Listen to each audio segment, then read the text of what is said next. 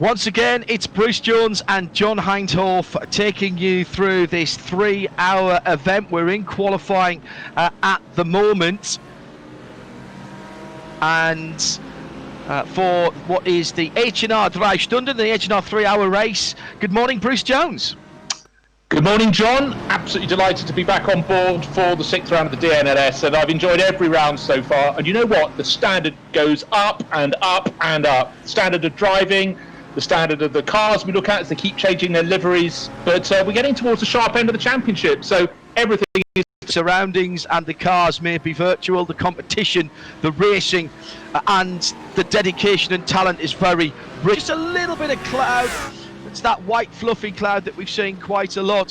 What we saw in the last race, and this is why air and track temperatures are so important, Bruce, in iRacing.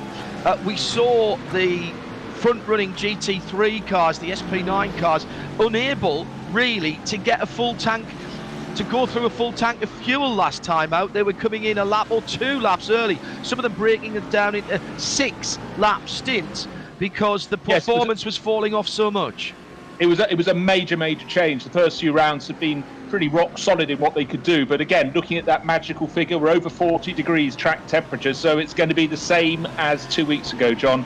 But don't forget, these teams keep thinking about different ways that they can run these stint lengths, and last time they were thinking on their toes, if you will, but maybe they've gone away, done some maths. Remember, you should have studied that harder at school, and will have come back with a different interpretation of what to do when the track temperature is as warm as it is today. 41 degrees before the start of the race. 23 degrees in the air was the temperature I was giving early on. That is not going to drop very much, even if we do get a little bit of cloud, I would think, Bruce. And it's been intriguing to me to see over the previous 5 races just how quickly these teams and particularly the real-world drivers who really engaged in this with their sim racing counterparts, but how the racing, the tactics, the knowledge of what's going on, how it's all evolved. Yeah, it's just evolved all the time, and but what really intrigues me is the way that real race engineers have got absolutely stuck into this. They're fine-tuning their using their experience, but gaining new experience and keeping themselves sharp. This weekend we've got the first race in full metal, as we call it between us these days, Portimao 24 hours, but real racing is coming back. But what I think we've seen, John, is the establishment. I know sim racing has been going for years, but it's going to be used as a regular tool by full metal racers to keep them sharp, not just in the off-season, but during the year as well. So engineers are learning, drivers are learning, it's win-win, and we really enjoy covering it, so that helps too. And this weekend, a brand new car in the GT4 category. We have the newly released on the iRacing update, I think it was only last week or the week before, the BMW M4 GT4, which is in the SP10 class, which includes the venerable now Porsche 718 Cayman GT4 Club Sport. Now, at the moment, my timing is showing those 2 cars in different classes, but interestingly, my entry list shows them in the same class. So we'll get confirmation about that as we go through. But at the moment, I think we can say that they're probably all in the same class, SP10, Bruce, because they've all got the 300 numbers. You'd think so, wouldn't you? But yes, I was really exciting. And also quite a few of the teams, not just new teams coming in with the BMW M4, quite a few have crossed over. They've raced the Porsche Cayman 718 thus far, but it's going to be, well, a learning experience for all of them. One or two people, we haven't got underway just yet with the WRT's out now. So yes, we've just got the GT3s out at the moment. I'll give you the rundown of what we've had qualifying whilst we're waiting for the times to come in. Remember, you're only really going to have time for 1 or possibly 2 laps. It's the Full Send Racing number 485 that heads the Audi RS3 LMS. That's the TCR category, if you will, or SP3T in Nürburgring speak, ahead of T3 Motorsport by fully 0.2 of a second over the 77 corners of the Nordschleife, and a few more, of course, added on to the shorter version of the Grand Prix track. Team Huizenveld, the 404 is next up, another 4/10ths back, and then a 10.5 back. Kimmo Suminen for Core Sim Racing TCR. Sim RC TCR a 5th. Felix Luding did the qualifying there, and we expect, well, he'll not be happy with that. Felix likes to be on pole position and has been a couple of times this year. Yannick Danish will start the Zorg Rennsport Esports number 423 from 4th position, and we have 12 entries in the SP3T, the TCR category. If we look at the Porsche 718 GT4s and the BMWs as a single entity, the first 4 qualifiers in SP10 are all Porsche 718s. Carl Janssen in Core Sim Racing's 303 on pole, not for the first time. Christian Bug for Zorg Rennsport, the 333, was a couple 7/10ths of a second by the actually more than that. Away. No, 7/10ths of a second. Yeah, away in. Oh, I'm wrong. I'm absolutely wrong. Let me go back to that. He had a first to second there, 29, 31. Yeah, that was 2.5 seconds between Carl Janssen and the rest of the field in SP10. Zorg Rennsport in second, Sim RC DA Carbon in third, and Oliver Bayer for Black Falcon Team Techstar, the 350 car, in fourth. Then the first of the BMWs is the Ad Hoc Gaming. We've seen those guys running a Caterham, as Bruce said before, in the earlier races. Team RSO have kept their Porsche, the 397 in fifth. Robert Hagar in sixth for Porsche, seventh for Porsche AV. AVA Vervatec Sim Sport, and then Team Huizenveld have gone over to the new BMW. Andrei Ragovic has qualified that car in what is effectively 7th, 8th, 9th position in that SP10. So that's an interesting set of circumstances so far. 911 Cup were the last to qualify before the GT3s came out. Sim RC topped that as well. Claudius Veed, the 276 ahead of Martin Asher for Asher Racing on the front row again, but 9/10ths of a second between those two. Keanu Buschmann for German Sim Racing Cyan in the 234, and Ole Schumann will be next up, WS Racing by Nürburgring, and then it's Sim Racing Academy, Black Falcon and Project GT1.de for the top 7. So all the big names are there, and with 6.5 minutes to go, I'm still waiting to see a GT3 and SP9 time coming in, Bruce, because it's such a long lap. What do you mean long? It's only 24.15 kilometres. I mean a stretching of the legs, but yes, indeed, it's always that sort of hiatus that you have. Hopefully not a hiatus hernia, but they're very nearly completing it. They're past the Duttinger, and it's looking as though the WRT Audi number 1, Kenneth Gulbrandsen, who was very, very good in practice this morning, he was the top of the timesheets, is looking good to be putting a time on the board within about the next 15 seconds. Nice and tight. Oh, wow, really cutting the corners right at the end at Tiergarten there. Yeah, it's always nice to know that you're coming back to the end of the race, or the end of the lap, and across the line for Kenneth Gulbrandsen as he goes across with a 7:57.1.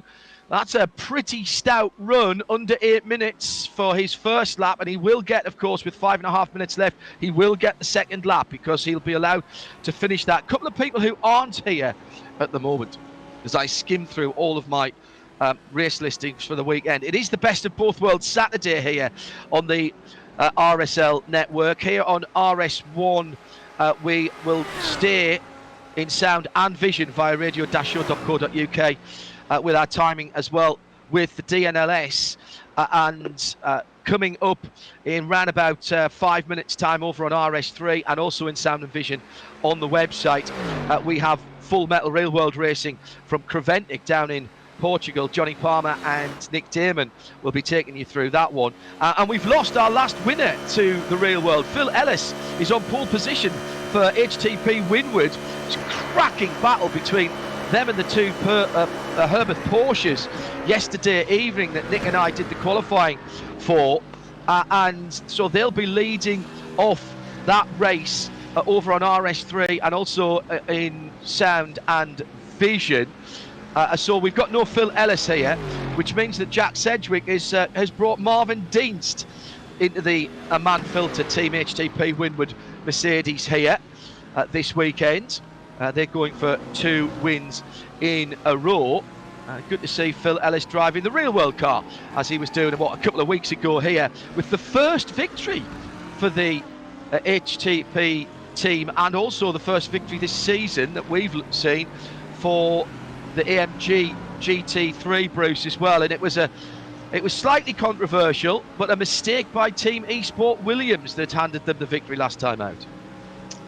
Well, Williams have been excellent in this championship, the Williams Esports team, but they simply blundered last time around, and rules are rules, and we've seen various people tripping up, and I don't know how they ended up reaching the stint time, but they did, and it's immutable, but it's really blown their championship chances. In fact, it's dropped Williams Esports, sort of down the order somewhat, but we've got quite a few driver changes this weekend as well, John, so including losing Agustin Canapino, who'll be doing the virtual Le Mans along with a group of others, but he's in the championship leading Marla car, so a real change for the Marla team this weekend, and interesting, gives other people a bit of a shot at the sharp end of the field, so I'm all for it, really. A bit like old days motor racing, where you never knew who was going to turn up.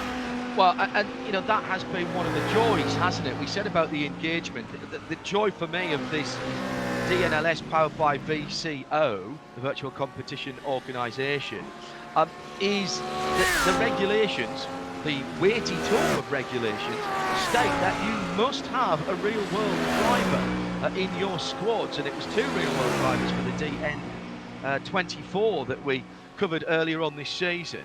And next weekend, of course, we've got the digital iRacing Le Mans 24, the biggest esports race in terms of entry of the year. We had 1,265, I checked my notes, 1,265 teams entered for the DN24, and it is already, I'm told, by the organisers, there are already more than that in next weekend's iRacing Le Mans 24 hours. We'll bring you some coverage of that as well. We'll be splitting the work with our colleagues from racebot.tv. More details of that as the week goes on. And I'm really excited for the next few weeks.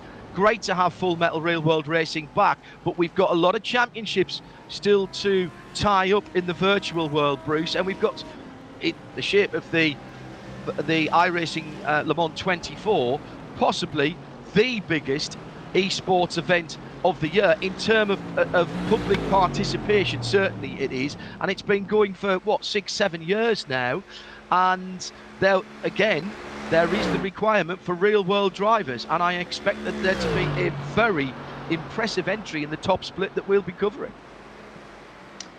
No, I absolutely agree, and I mean I just find it mind-blowing about the number of people. You say 1,265 competitors for the digital Nürburgring 24 hours. That was split over 55 different runnings of the event, if you will, 55 different levels. But the thing that really strikes me is a lot of the pro regular racing drivers have been slightly caught on the hop. Some might have done a bit of sim racing over the year, but the person who's first one to really land a title, Bruno Spengler, you commentated on that, Watkins Glen action. It wasn't a great result in the race for him, but he has really stuck in that series, been a regular competitive here with us on the digital NLS. He has learnt, and likewise we keep extolling this, but BMW are treating all sim racing as though it's real world racing. They're keeping all their pit crews really on their toes, keeping them sharp for when Full Metal Racing returns, and putting out full pucker interviews with their drivers, their engineers, and they're doing a fantastic job.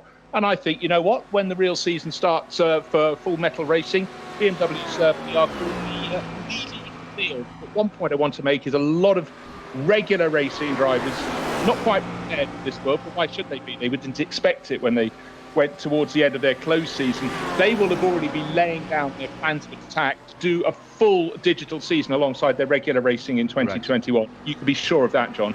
And it's kept all of us, you're talking about the PR teams, it's kept all of us sharp. Certainly when I was watching the full real world, full metal, as the term you coined brilliantly, Bruce, I must say, full metal real world racing in qualifying trim yesterday.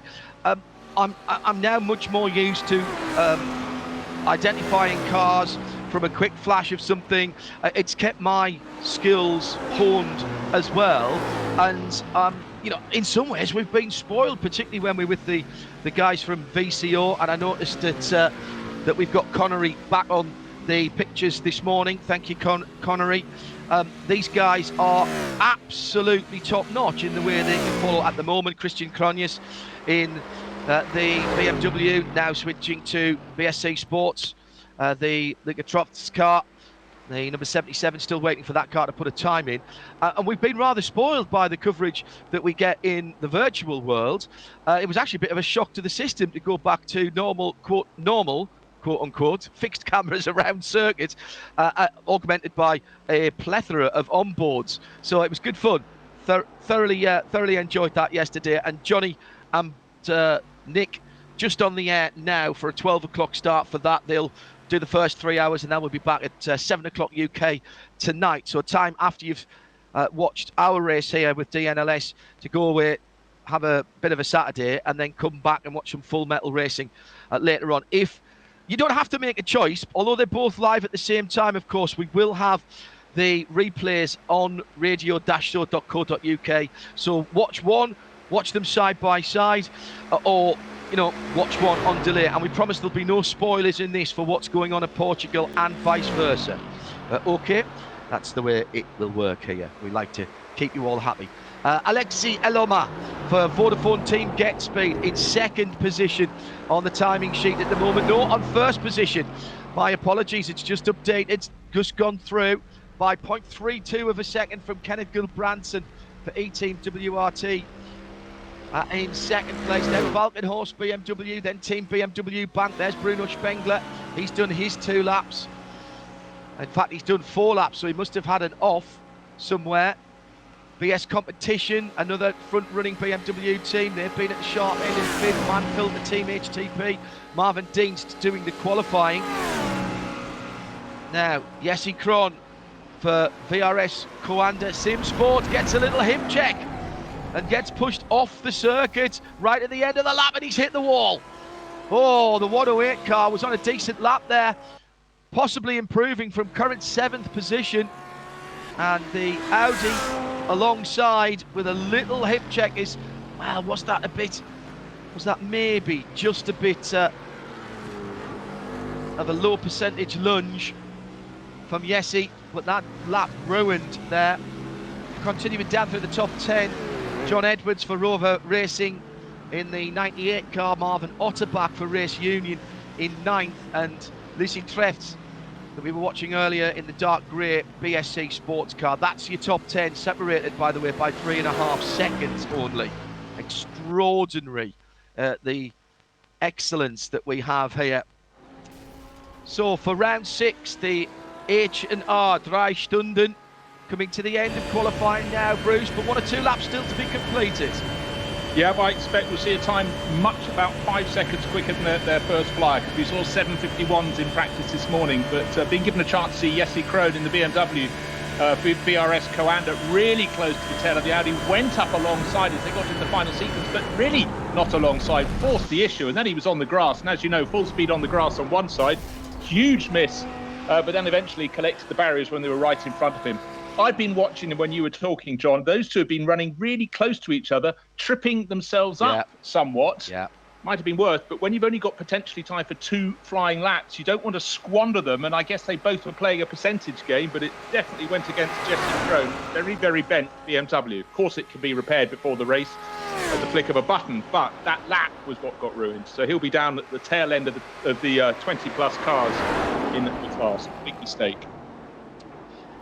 Hello to Time Certain Clock, who's tuned in as ever. And you can get in touch with us, by the way, at RSL_studio for Bruce and I at the moment. And if you tag us with the hashtag DNLS, then we'll see that. For the Preventing Racing, use RSL_studio and the hashtag 24H series. And then the boys in Studio 1, effectively, will see that. One of the things that is lovely about this situation, Bruce, is that, you know, virtually, I was in Watkins Glen in upstate New York on Thursday, Portimao last night, Nürburgring today, and Portimao later on, which clearly I couldn't possibly have done under the normal regime of covering motor racing. Even I'm not that good. It's a rich diet, John. The thing that doesn't change, of course, the standard of catering is uniformly better when you're doing it from the studio, close to home. But we do all miss the travel. We don't know when we're going to get going all over again. But right now, this is a fantastic series to follow and to watch. And also, you mentioned earlier about the incredible, infinite number of camera angles. What it does mean is when I covered the NLS later in the year, in fact, it's starting on the 27th June, so the first delayed first round very nearly upon us. They will put in camera angles that they may not have had before, but I should know where they are because I've been presented with every single option, as have you. And some of the sort of equivalent of drone shots are just brilliant for showing this circuit. And also for people who've never been to the Nordschleife, what a great way to learn. Fantastic. Yeah. It's a brilliant circuit. And you really do, particularly on the replays, you really do get the opportunity to analyse what went wrong and where sometimes at the Nürburgring in particular, where the tiniest of mistakes was made. Was there just a little wheel onto the grass that gave up the grip and then speared the car across the track? Was there just a little touch?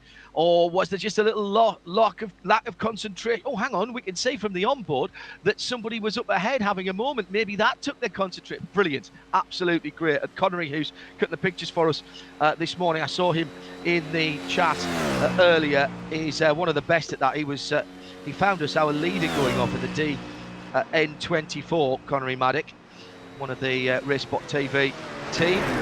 And hello to Will and the rest of the team. They're having another busy weekend, looking after things like the virtual Porsche Super Cup.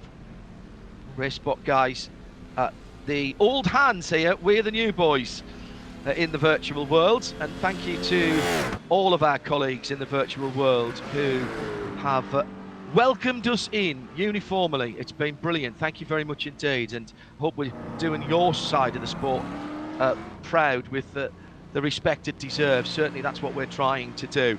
Just about over, 1 or 2 laps still to be finished. Bruno Spengler will be no better than 7th. Into the pit for Alexei Aloma for the currently provisional pole sitting Vodafone team Get-Speed car. Looks like Kenneth Gulbranson for E-Team WRT.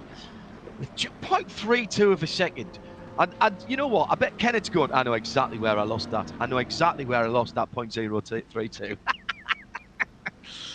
Here's the confirmation of the grids for round 6 of the digital NLS by VCO. It's the H&R 3 on the Nordschleife, of course. Vodafone team Get-Speed will start in pole position for Mercedes. It's Audi in second place for E-Team WRT. Then Valkenhorst and BS competition for BMW. Mercedes, Manfilter team HTP, and Schnitzelam Racing up into 6th position as well. Then Team BMW Bank and VRS Coanda Simsports, both BMW teams in 7th and 8th. Rounding off the top 10, Rover Racing Esports, the 98 car, and Phoenix Racing for Max Hoffer. Marvin Otterbach will start Race Union, Lucy Trefts for BSC Sports. That's your top dozen. Don't forget, live timing available as well on Racebot TV and also on radio-show.co.uk. Valkenhorst and Black Falcon share the 7th row of the grid. Dirk Muller will not be happy with that. David Pittard will He's normally a quick starter, David, so watch out for that Falcon horse number 35 BMW. Tim Huizingveld, Dominic Baumann, another quick starting driver with Adrenaline Motorsport alongside them on row number 8, and all AMG 8th row of the grid. And by the way, we're still only talking down there in 16th position for David Griesner, 4 and a bit seconds away. Williams Esports, the 109 car in 17th. HR BMW, Team Greenhill, Martin Tomczyk in 18th position. Then the Audi row, that's the 10th row with Ring Vizet Sim Racing and Car Collection Sim Racing, the 33, which I think is the old red car, isn't it, the 33? Haven't seen that one yet today. As far as Cup 2, that's your 911 Porsche Carrera Cup class. Sim RC and Asher Racing, 2 of the big names here. And Martin Asher will be starting alongside, or behind them, should I say. It's German Sim Racing and then Sim Racing Academy, Black Falcon, Project GT1.de, and Violent Racing powered by ECO Kart Esports team. We might shorten that down. And going through, DSC EV powered by AMC Birkenfeld in V. Now, that's super, because that's exactly as we see some of those motor clubs in the NLS proper. SP10, this is the new new GT4 class. It used to be a cup class just for the Porsches, but Porsches have locked out the first couple of rows. Core, Zorg, Zim RC and Black Falcon all within a few seconds of each other, but we have got BMWs in this category as well, but not in the top positions. As you can see, it's all Porsche at the sharp end of that field until we get down to Team Huizingveld, who are running the BMWs, the new BMW M4 GT4, effectively. Well, actually, that is not what I'm reading from the screen, but I'll go with what we're seeing there. So keep an eye for how that goes on during the race. It is all Audis, because that is the only TCR car in SP3T. Full Send Racing from T3 Motorsport, from Team Huizingveld and Core. Well, the Core guys in Team Huizingveld want to work their way forward, as will Sim RC. The 476, that very distinctive yellow and black car from Zorg Rennsport, Team Nürburgring Esports and DTXE Esports in 8th position, making up the bulk of the TCR field. Leipert with the yellow car, Phoenix, Racetech and WS Racing by Nürburgring Esports, the last 2 rows of that grid. And we will, of course, split those classes up so they all get a start on their own. We're a couple of minutes away from getting things underway. The Porsche safety car already lined up on the Dottinger Hohe. Well, it's warm. The track is very warm indeed. Bruce Jones and me, John Hindhoff. Bruce, what do we reckon here? Are we going to see another tactical mix-up at the front of the field this week? The simple answer, John, is yes, because these teams don't like to do things differently. Last time their hand was forced, that's a fortnight ago, when they suddenly realised the tyres were not going to be good for 7 laps. They had to start changing their stint length. They changed it on the hop. Let's see what they can do this time around when they've had time to consider. These teams are nothing if not competitive. So I think we're in for a cracking race. But I did notice the Mahler Racing team leading the championship didn't set a time. So let's see if at the back of that group, that could be a real swerveball if they're coming through from the tail. All right, good spot. Well, what number car is that, Bruce? The Mahler car? Look at my notes, it's number 186. It's down as being the 22nd car out of 22, but no time. Yeah, that's Sami Matti-Trogen and Alex Arana. Sami Matti's been superb this year, as has Alex. Alex often teamed up with Augustin Canapino as well. They've sort of cycled through. That's effectively another Williams Esports entered, or Esport driver lineup, Williams Esport driver lineup, but under the Mahler Racing banner. We're rolling. The GT3 engines cutting through the beautiful early summer's weather here on the Nürburgring Nordschleife, as the bulk of the field, the most numerate class, is the SP9s. GT3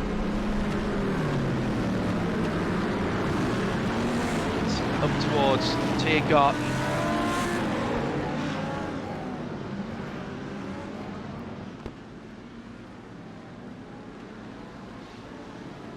Safety car lights are out.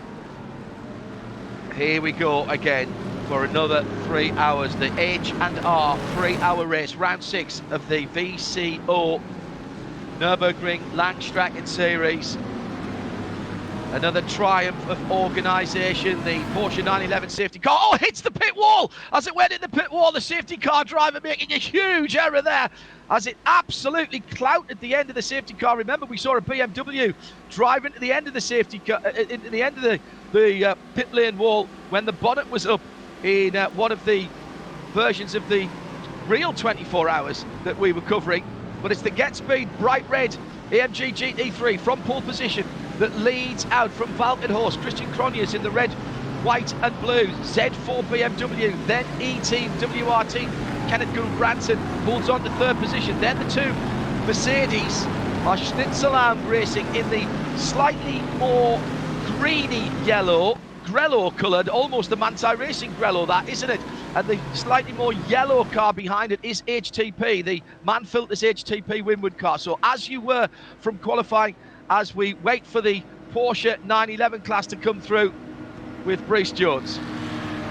Well, pretty tidy start there, bar the safety car, but it's interesting how Mercedes, they took a victory last time out, they rose to the front, and now they're at the front in qualifying. What's happened to the Audi Challenge in particular? Anyhow, it's all things Porsches in the Porsche Cup class, and 2x2 through Tiergarten. I have a feeling they won't be quite as tidy through there at the end of this racing lap, and certainly that barrier on the outside has been the one that's caught a lot of them out. But it's so tricky, that sequence of corners where they have to really go through a serpentine course. But right now it's easy. It's just that run down to turn one. Easy for me to say.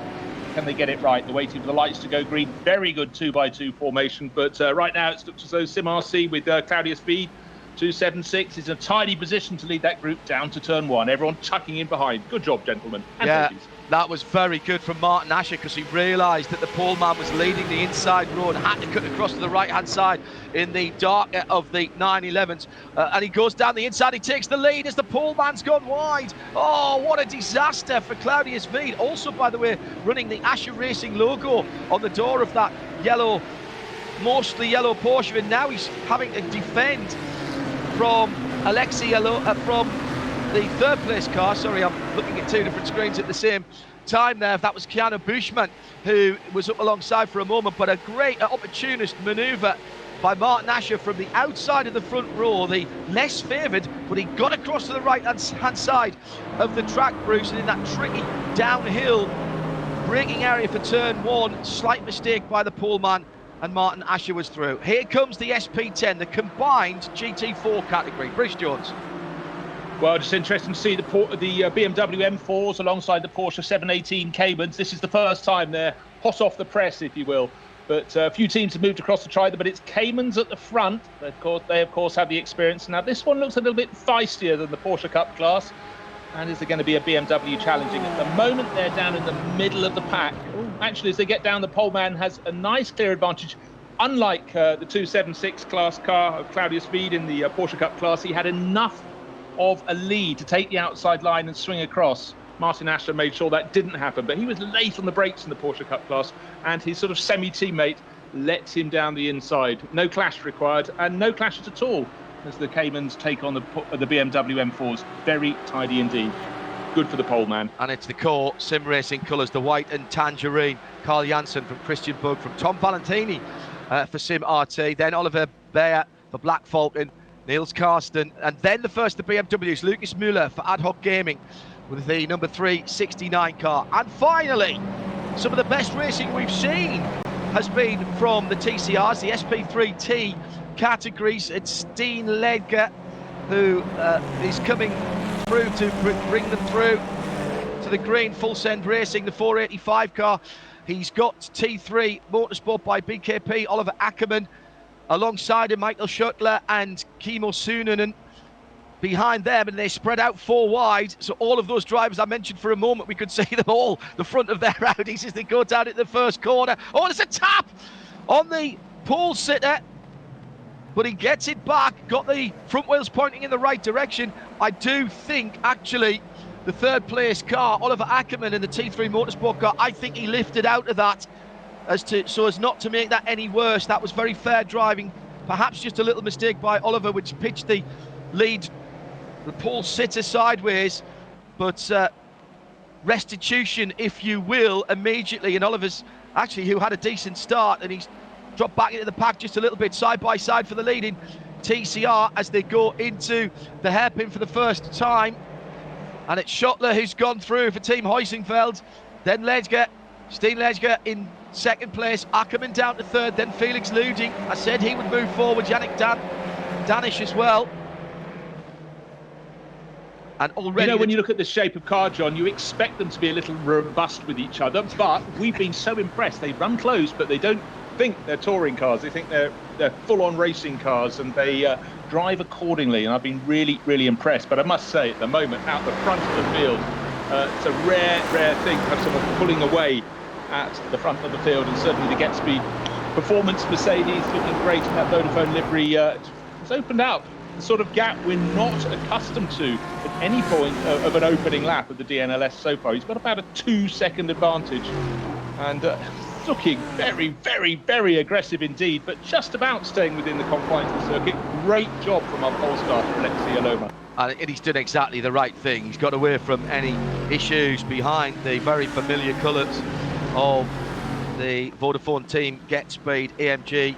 We've seen them running Porsches in the past as well. And the technical partner, of course, of the Nürburgring series, Speed, with their live stream and powering the onboard cameras in the real world with their Ford 5G technology. That car leading out nicely. Marvin Dienst driving for Manfield, the Team HTP Winward here. Down in Portugal, Phil Ellis will be taking the start, in fact may have just taken the start of the real world Portugal 24 hours in the Hankook 24-hour series. Damon and Johnny looking after that first 3 hours for us, and we'll be dropping in to that throughout their 24 hours. So once you finish watching here, you're going to catch up with that on the replay radio-show.co.uk, and then join us for some live racing tonight from 7 UK. Time for some housekeeping, John. We've got two of the GT3 runners in the pits at the moment. Jesse Krohn, who we saw thump the VRS Coanda BMW into the barriers on the exit of Tiergarten. He's in the pits, having a lengthy pit stop for repairs. And Dominic Baumann in the Team Heusingfeld car as well. That's the Mercedes, number 101, also having repairs. So I was wrong when I said to Shunt in qualifying, you press the button and your car is okay to race. Clearly not the case. They're having repairs. Meanwhile, Alexei Aloma is pulling clear, about a second and a bit clear now. Kenneth Gilbranson in that Audi from Team WRT doing his best to keep up. And now we've got a bit of a challenge between Schnitzelarm and Marvin Dienster. Trying to push past, but not managing it. Still, the man filter car tucked in behind. Well, those AMG GT3s make a big hole in the air. And by the way, Sammy Matty-Trogan did start at the back of the GT3 field, and he's already worked his way past Benjamin Leuchner and David Griesner for Eibach and Adrenaline Motorsport. So he's up to 19th position and on the tail of BS competition and the American Robbie Foley. Robbie with a great result again on Thursday in the final of the IMSA Pro Series iRacing event, where he drives, of course, for Turner Motorsport, and he's been doing a lot of work with that BMW M4 GT4, doing some of the testing. He's the battle for fourth position. Schnitzelarm, our favourite schnitzel restaurant chain. I can't wait to get back to Germany to go and track one of those down now. I've seen the menu online, appropriately enough. I've seen the menu virtually. Now I want to go and see it in real life. You can't. John, I can't wait that long. I asked them to post me one. What, a menu or a schnitzel? A schnitzel, man, a schnitzel. Oh, if only they did mail order. That's fantastic. They're normally nice and slim, come through the letterbox. I like it, yes. Martin Asher took the lead of the Porsche Cup class. Don't talk about food, Bruce. I'll get very hungry very quickly on this. No, it was a beginner's mistake in the second lap of the race. Yes, I know. Poor tactics there, Bruce. Martin Asher took the lead of the Porsche race at the first corner. Claudius Veed from pole position in second now. Both of those cars running the AR on the doors for Asher Racing. Third position sitting in behind them at the moment is Keanu Buschmann for German Sim Racing in the 2:34. And look at the drag, look at the slipstream. 2:76 gets to the inside through underneath the famous Bilstein Bridge and takes the lead back. And that was all down to the tow. Exactly similar cars, very similar drivers. And Keanu Buschmann now will try to get to the right-hand side early. Asher's looking confident. He doesn't want the block in that 227, the dark coloured car with the red flashes on it. So he didn't feel too badly pressured there. Let's drop back into the GT4 category where Oliver Beyer and Lucas Müller are battling for 4th and 5th position. That's Black Falcon and Ad Hoc Gaming by My Days. Tell you what, John, if you think it's close in the Porsche Cup class, wait till you see the TCRs. No surprise there, but a second comes the top 6. Have we said that before? I think we have. Yes, absolutely. They're almost driving in each other's luggage compartments in that at the moment. So here comes the third group of cars, and this is now, remember, this used to be Cup 2. We've now got Porsche 911 Cup class. This used to be Cup 3 for the Caymans. We've got a 911 Cup class still, but this is now the SP3T, the SP10 category for what is effectively International GT4 Formula cars. BMW's fanning out in the background. There's the first of the new M4s sitting in there with that distinctive green, black and white livery. And that is the 5th place car. That's Lucas Müller for Ad Hoc Gaming. So we've seen those colours before, but Bruce, what we haven't seen is this newly modelled and newly released M4 GT4 as part of the last iRacing update. Well, it looks fantastic, and it's a great opportunity. I want to see a real close-up shot. I will. It's going down towards turn 1. So 5th place in class behind Oliver Beyer, but certainly right in the hunt. And in fact, going down into turn 1, looking very feisty indeed. But to me, at the moment, the question is, can anybody do anything about the race leader, Alexei Aloma? 2.3 seconds clear from Gulbrandson's Audi, so it's Mercedes leading the way. But again, you look at the angles that we're treated to as he's halfway around the lap, dropping down towards Kallenhard, Versailles, and all those great corners, and he's on it. Mercedes sounding is still one of the best sounds in motor racing, that Mercedes engine note, and faithfully replicated and just magnificent. When you trackside with those cars, and this has been Mercedes in all types of motor racing that I can remember. Now, in fairness, ITC, the All German Touring Car Championship, I didn't get to see those in real life, although I'm sure you did.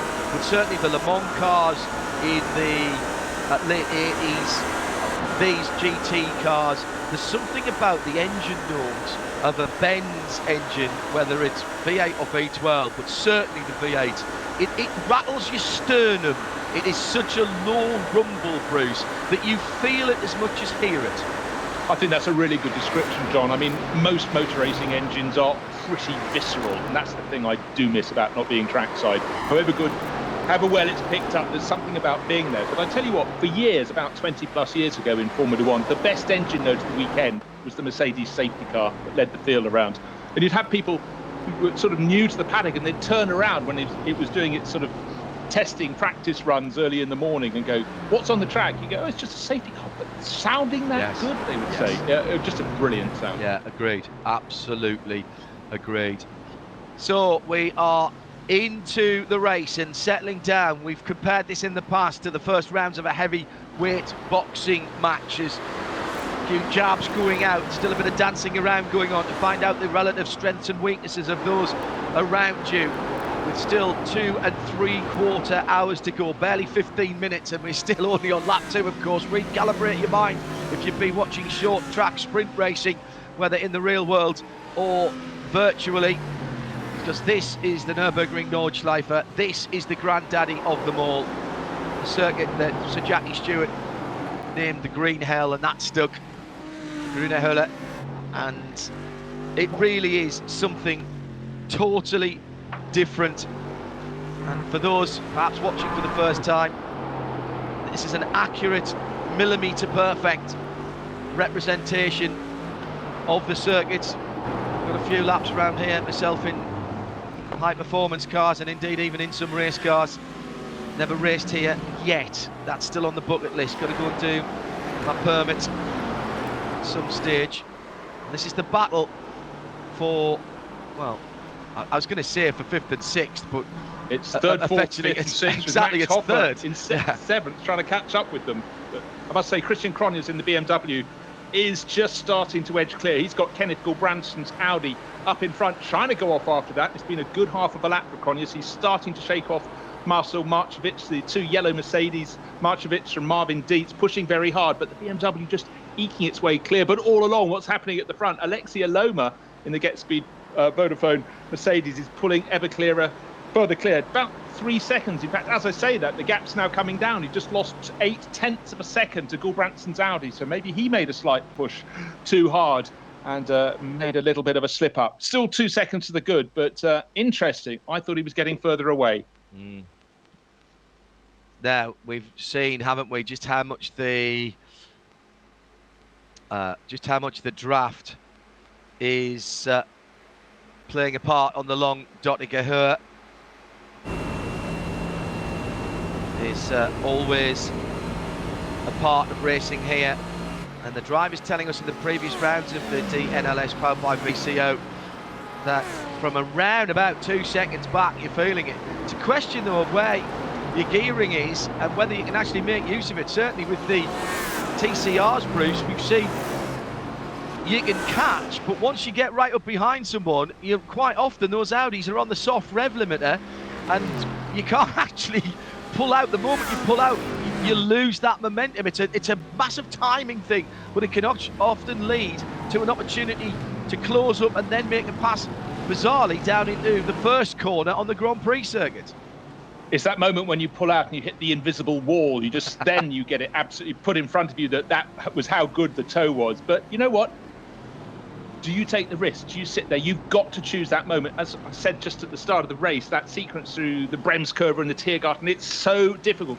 Get it marginally wrong, and there's a sort of massive multiplication of factors that can lead to you just piling into the barriers at effectively the final corner of the lap, and that you do not want to do. Just notice a bit of damage on the side of the Schnitzelam Mercedes. Marcel Marcevic, he and Marvin Dietz have been getting very, very close together, and I don't know if that happened in that final sequence of corners, but what we have seen, John, of course, many times is the fact that some of the damage we cannot see, but the drivers can certainly feel it as they go through the course of this race. Big damage could be repaired in the pits, but that costs time.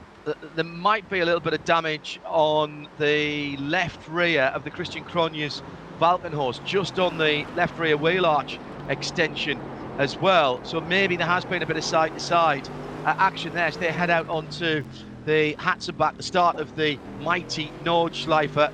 If you're ever around the Eifel region, I think it's about €35 now for a lap. I remember in the days where you would have got 3 laps for 30, back in my day, when you would have got 3 laps for €35. But it is if you're a motorsport fan, and there's, check the website, because tourist laps, tourist fahren are available throughout the year.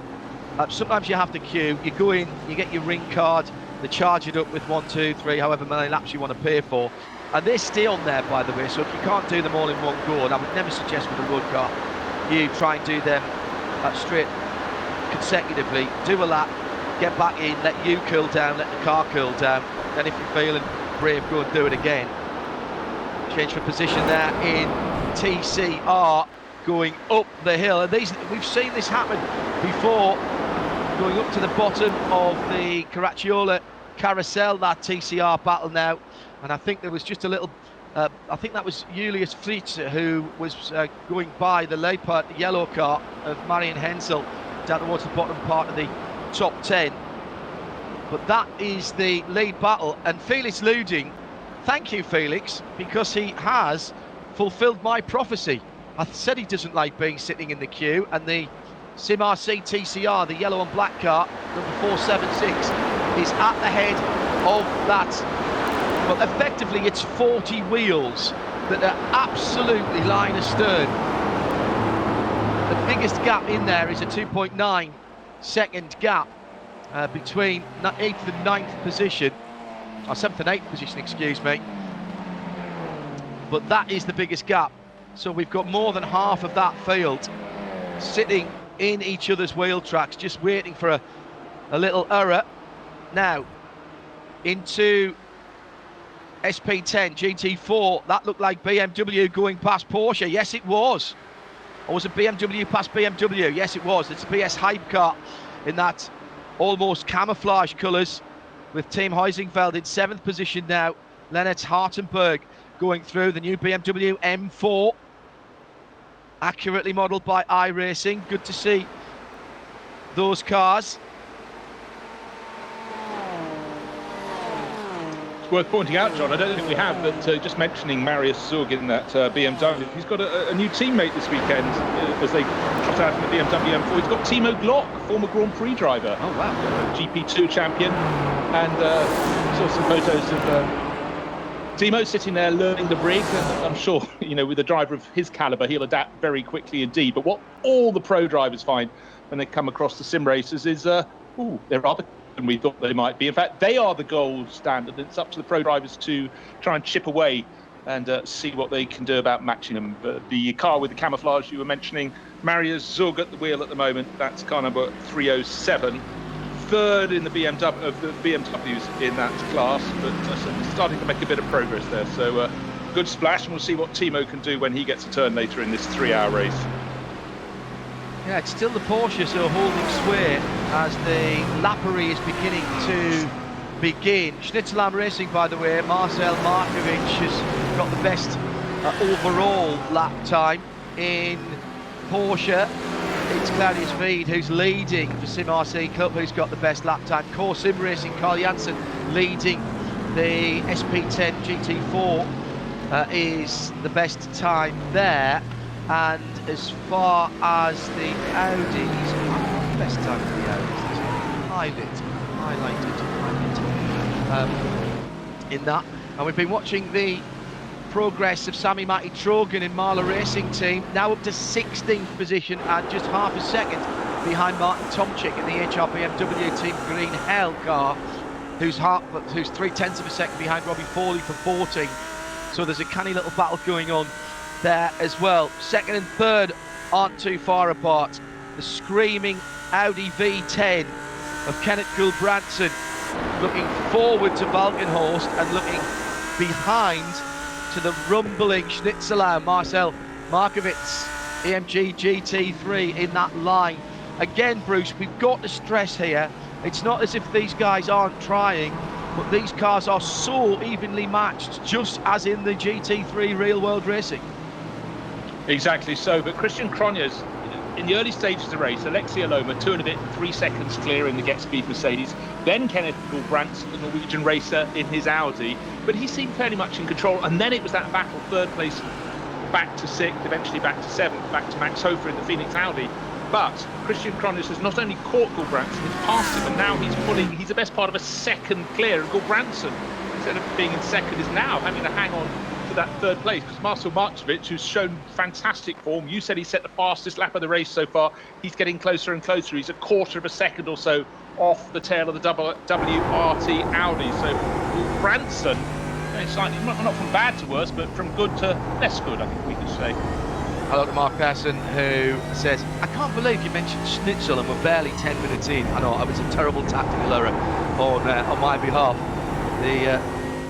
The sausage and bacon and egg breakfast seems a long time ago already, and we've still got over 2.5 hours to go in what was effectively, in Nürburgring terms, a little bit of a sprint race for the DNLS. Welcome if you are just joining us, whether you're new to this. Leader going past the tourist lap entrance on his right hand side. Alexi Aloma has not been headed. Great pole position lap. Remember, barely enough time to get 2 laps in, and you really can't afford to have a discounted lap for track limits. It's super pressurized situation in qualifying, and the qualifying driver has to start the race as well. So Alexi has started the race for Get Speed, the Team Vodafone Get Speed AMG leads it then from Christian Cronjes, who's broken away just a little bit, enough to not have to worry about defending. You can't say that for third position as the Audi goes down the inside. That's the E-Team WRT1 and the man filter. Martin Deist goes through. Deist just gone through. Yep, Gulbranson has gone from second to third to fifth. So the Audi driver not having a good time there. Race leader, Iloma, he's 2.5 seconds clear. But what we have now, Christian Cronjes in the better place of the Walk and Horse Motorsport cars, he's got nobody on his tail. He's 1.25 seconds clear. You might think that's close. It's not in this terms of racing. He's made his break and now he's heading off after Iloma. See if he can get that BMW up ahead of Mercedes to lead the race. So, first part of the race, it's really been all about two drivers, Iloma, Cronjes, and let's just take another look on Sami Matitrogan. Another place gained. He's up to 15th. Don't forget, he's been a race winner in this. He's been a pole starter. So he's certainly making that Audi really dance under his feet. Martin Tomczyk sitting in the 112 car in 16th position. Tomczyk about 2 seconds behind Sami Matitrogan, who's gone through and cleared off. So Trogan has caught and passed Tomczyk and now has Robbie Foley in his sights. That's for 14th position. Marla Racing Team, as Bruce mentioned, he's been watching and taking note of the championship standings. This is a championship and it runs through to October. Love the detail on the inside of that BMW, including the M Sport stitching on the centre of the steering wheel. Absolutely brilliant. Even the relays, the AP brake bias. If you look on the steering wheel, next time we get a shot of, in fact, that's even got IMSA overalls on. Is that Robbie behind the wheel there? I think that's Robbie's helmet. Yeah, it is Robbie, because we look at that little battle. It could also be Bruno Spengler, of course, but he's closer to the front of the field. He's running in 6th in his BMW. Yeah, I saw the IMSA overalls that Robbie Foley's wearing there with the VP Racing Fuels logo on.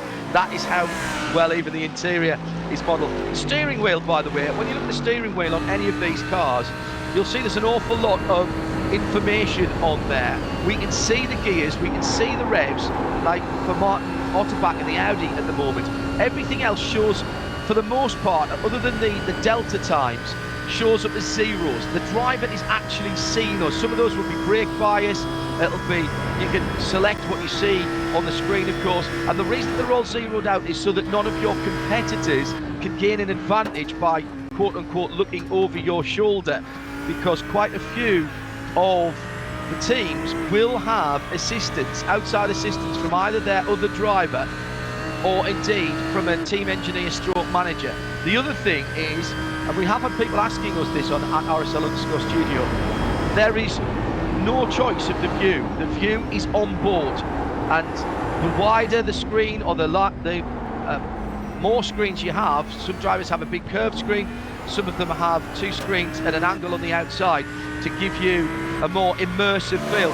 But if you were watching Otterbach there, you could see quite clearly the left-hand rear view mirror showing what's behind. Some of the cars in GTE and GT Le Mans have a rearward-facing camera which comes up on the screen, and you can see that as well as the driver. But if you're wondering why we're not seeing all the information on the screens, that's because that is effectively blanked out so that other teams can't be sneaky and see how you're doing.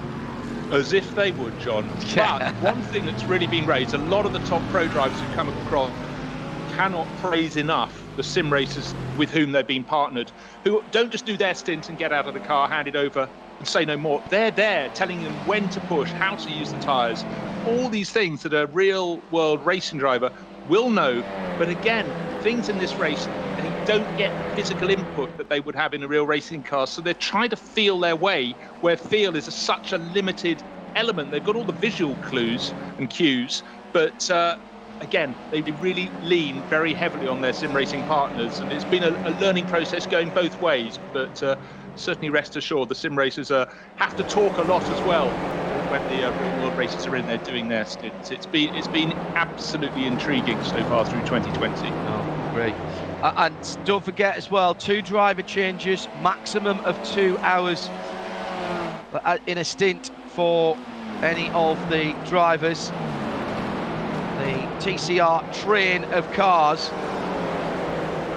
hammering over the far side of the circuit and coming into the top of the hill at Lansgarten, I think, as they're coming down. Yes, it is, as they head down the hill now towards the bridge and then peeling off through the left-hander and into the Kleine Carousel before heading towards the Gallows Hill corner, which leads onto the long Dottinger.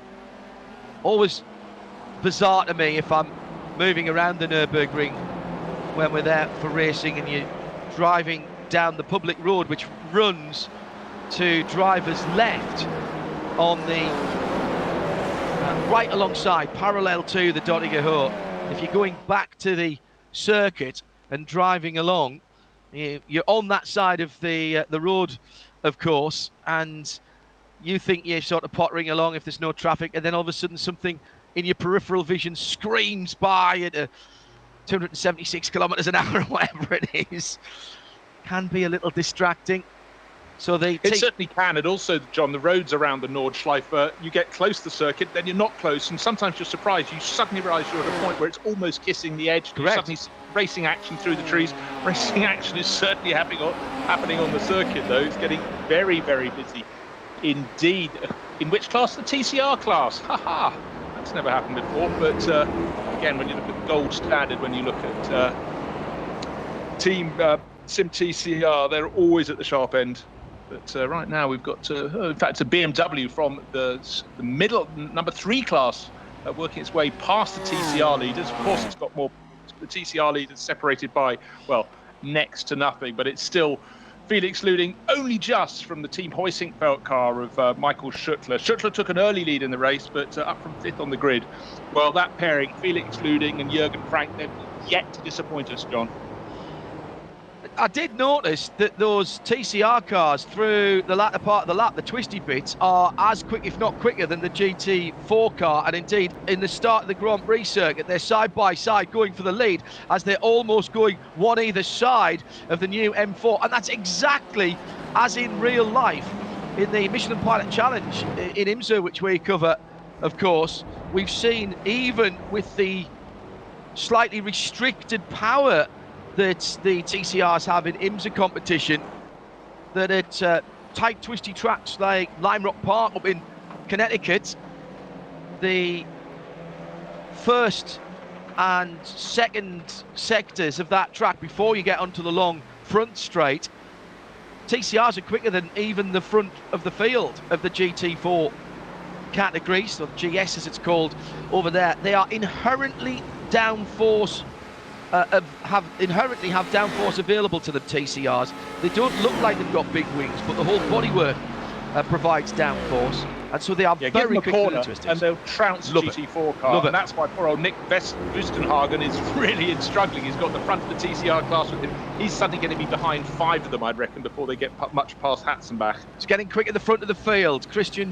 Alexei Aloma just set a quick time on his last lap at 8:02.5, then an 8:02.002 for Christian Cronjes in the 34 car. So that is now the new fastest lap of the race, 8:02.002 in race conditions and with traffic as well, we should say, for the guys at the front of the field. So that's first and second, and the gap between those two now down to 2 seconds on the nose between Alexei Aloma and Christian Cronjes for Vodafone Team Get Speed in the AMG and the Valkenhorst Motorsport number 34 BMW. The interesting thing to me there, John, not just the pace of Christian Cronjes' fastest lap so far, but he's now getting on for 3 seconds clear of Marcel Marchevitz. Kenneth Gulbrandsen back and forth just a second out, but it's the fact that Cronjes got to the front of that group, went up into second place. Now he's catching the leader, but I'm just surprised those behind cannot try and keep in his slipstream. They've just been the toe has been broken, and that's, as you said, if you don't have a toe when you're going up out of Dottinger Höhe, you're not going to catch the car in front. And I think at the moment, bar mistakes, Christian Cronjes in the Valkenhorst Motorsport BMW has broken the toe. That's really, really important for their race hopes. I'm just looking at the pace at the front of the field, and everybody is setting cracking times, and I wonder what that's doing to tyre life. It is very, very warm at the Nürburgring today, with the air temperature into the mid-20s, a little bit of scattered high cloud, no real overcast here today. The track temperature was well up into the 40s, wasn't it, at the start of the race? Yeah, it was 41 at the start, yeah. 23, and it's carrying on rising, as you say, bright blue skies, scarcely a cloud, which is something you can often say in the Eiffel Forest. It's often there, it doesn't always hit the circuit, but you stand up high on the start-finish line, looking out over the Eiffel Forest and see bits of track, but what you mainly see is great big grey clouds approaching. They may swerve past and they may not, so not quite to the same extent as Spa-Francorchamps, where the weather can come in. Don't look for 5 minutes, it can come and bite you on the backside. But here, a little bit more warning, but certainly you can stand and think, is that going to hit? Are we going to have to get those tyre blankets on the wet tyres? Because we don't have wet tyres in sim racing, so that's not a fact they have to consider. But we do have to consider the temperature, and it's going to be very, very interesting. But I think we'll go for those 6 lap runs, John. Yeah, at the moment, and what I should say is, we haven't got enough data quite yet to have a prediction of the number of laps, but you can sort of say from our experience, Bruce, we've seen 22, 23, 24 lap races here, depending on the pace at the front of the field and depending on that tyre life. We have seen people squeak 9 laps out of a tank of fuel in the GT3s. There has been a little bit of balancing of fuel capacity in some of the other classes, which have cut some of their stint lengths down a wee bit. But at the front of the field, certainly last time out, when temperatures were getting on for what we've got now, there were very few people who even went to 7 laps, but that was much more tyre limited rather than fuel capacity limited. Yeah, right now this is, with these temperatures, it's tyre limited. That is their absolute concern in this. And the person who's not concerned appears to be Christian Walkenhorst. Christian Cronjes, real life Spa 24-hour winner. Walkenhorst, he's now 1.5 seconds down on the race leader. Is he pushing those tyres too hard? Certainly, they might have already thought, you've got 6 laps, I'm not going to let you do any more. So if you have the equivalent of 6.5 laps of tyre life and you're going to stop after 6, you can push as hard as you want. But if it's the equivalent of 6.1 laps of tyre life, they really fall off, then you'll still be pitting after 6, but you just got to back off. And also, just one thing John haven't mentioned is the fact that there's been a driver change, or a sort of partnership change at Walkenhorst, because normally Christian Cronjes shares with Mikkel Jensen and Jody Fannin. This time he's sharing with Sam and Scott Michaels, who are normally paired with David Pittard, and David's got a new teammate in British GT4 racer Ben Tuck. So things have been swerved around, but Christian, best finish so far, 3rd place last time out. Running second and catchy. Wonderful stuff in the Eiffel Mountains with the Valkenhorst BMW staring at the back of another Z4, heading up to the blue and white machine, and that is a battle for position. It's coming up to the bottom of the hill before climbing to the Graciola carousel. I love how you drop into concrete. It's very, very rough indeed. So the Audi staring at the back of that Valkenhorst BMW, and then behind them is the Race Union Marvin Otterbach Race Union SP9 Team 87 car. That's one of the AMGs, isn't it? The bright orange card across the line, very close indeed, down towards the first corner. That is Leonard Hartenberg defending from Robert Hager, who gets the blue car ahead in the SP10 GT4 category. So that was Porsche Cayman 718 Club Sport going past the new BMW. Team Heusingfeld, Leonard Hartenberg, he's going to, I think, go wide again here. Yes, he is, in the exit of the AMG Arena section of the Grand Prix track. Of course, we only use a tiny portion of the Grand Prix circuit in these DNLS races. It's only at the Nürburgring 24 that we go all the way down the bottom of the hill to the hairpin. So it's the first cutout, rejoin halfway up the hill, and then through the S's. Now, pit stops. Now, this is interesting. This is John Rover Edwards. car. Okay, so how many laps on the board? 4 laps on the board. Remember last time we went 6.664. Maybe they're trying to do 4.666 this time around in terms of their stint length. So Rover Racing, they weren't at the sharp end. They've rolled the dice early on. Obviously, they're dropping down the order as they sit there. But for John Edwards, let's see how good that is. We've got, it looks like Sammy Matti Troga. No, it's Esteban Muth has taken over the Williams eSports car. Well, no, he started that, then he had to Dominic Steib. May not have driver changes at this point. And the Audi has been given up by Benny Leuchter and René Rast into the Audi. You may well recognise that name. Guy used to win all the championships in Germany with that name, wasn't there? Yes, just great. Williams supporters group tweeting us here at RSL_Studio says the cars in sim racing have brilliant colour schemes. The Get Speed car is one of them. Well, that's real life. That's their real life colour scheme. Absolutely transfers brilliantly. Had a long chat with Andy Blackmore, renowned graphic artist and livery specialist, going way back through the years to, real world racing designs for McLaren, among others. And he's learned a whole new set of skills. He had 8 liveries in the final of the Pro Sports, the iRacing IMSA Pro Sports Series on Thursday. And he's got some racing this weekend as well in the real world at Portugal and in virtual racing too. So pit stops starting. Dienst's come in for the Manfilter Team HTP car. Markovic in for Schnitzelam. Max Hoffer in for Phoenix Racing. So, Bruce, I think you might have called it here. I think they're doing their short stint right now and getting it out of the way. And what they'll be doing, that'll count, of course, as one of their driver changes as well. Robbie Foley and Sammy Matti Trogan are shown as having a pit stop as well at the end of the first lap. Now, I'm not sure if that's true or whether they started from the pits, because for sure Sammy Matti in Marla Racing, Audi didn't put a time in, but they didn't change driver. No, exactly so. Sammy Matti now listed in 10th place, but of course with the cars like the Rover Racing BMW coming in for John Edwards, that's not entirely realistic.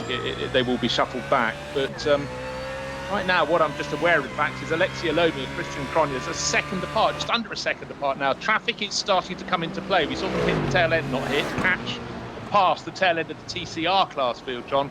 Now they're in clear air, but for how much longer? Because I think there's another gaggle of TCR cars not far ahead of them. I saw them in the background of the shot when they were on the Grand Prix loop. They were heading out perhaps back before these GT3 race leaders. And there were about 6 of them, nose to tail. So that's not going to be good news for, well, probably worse news for Christian Cronje. Yes, there is the gaggle of TCR cars.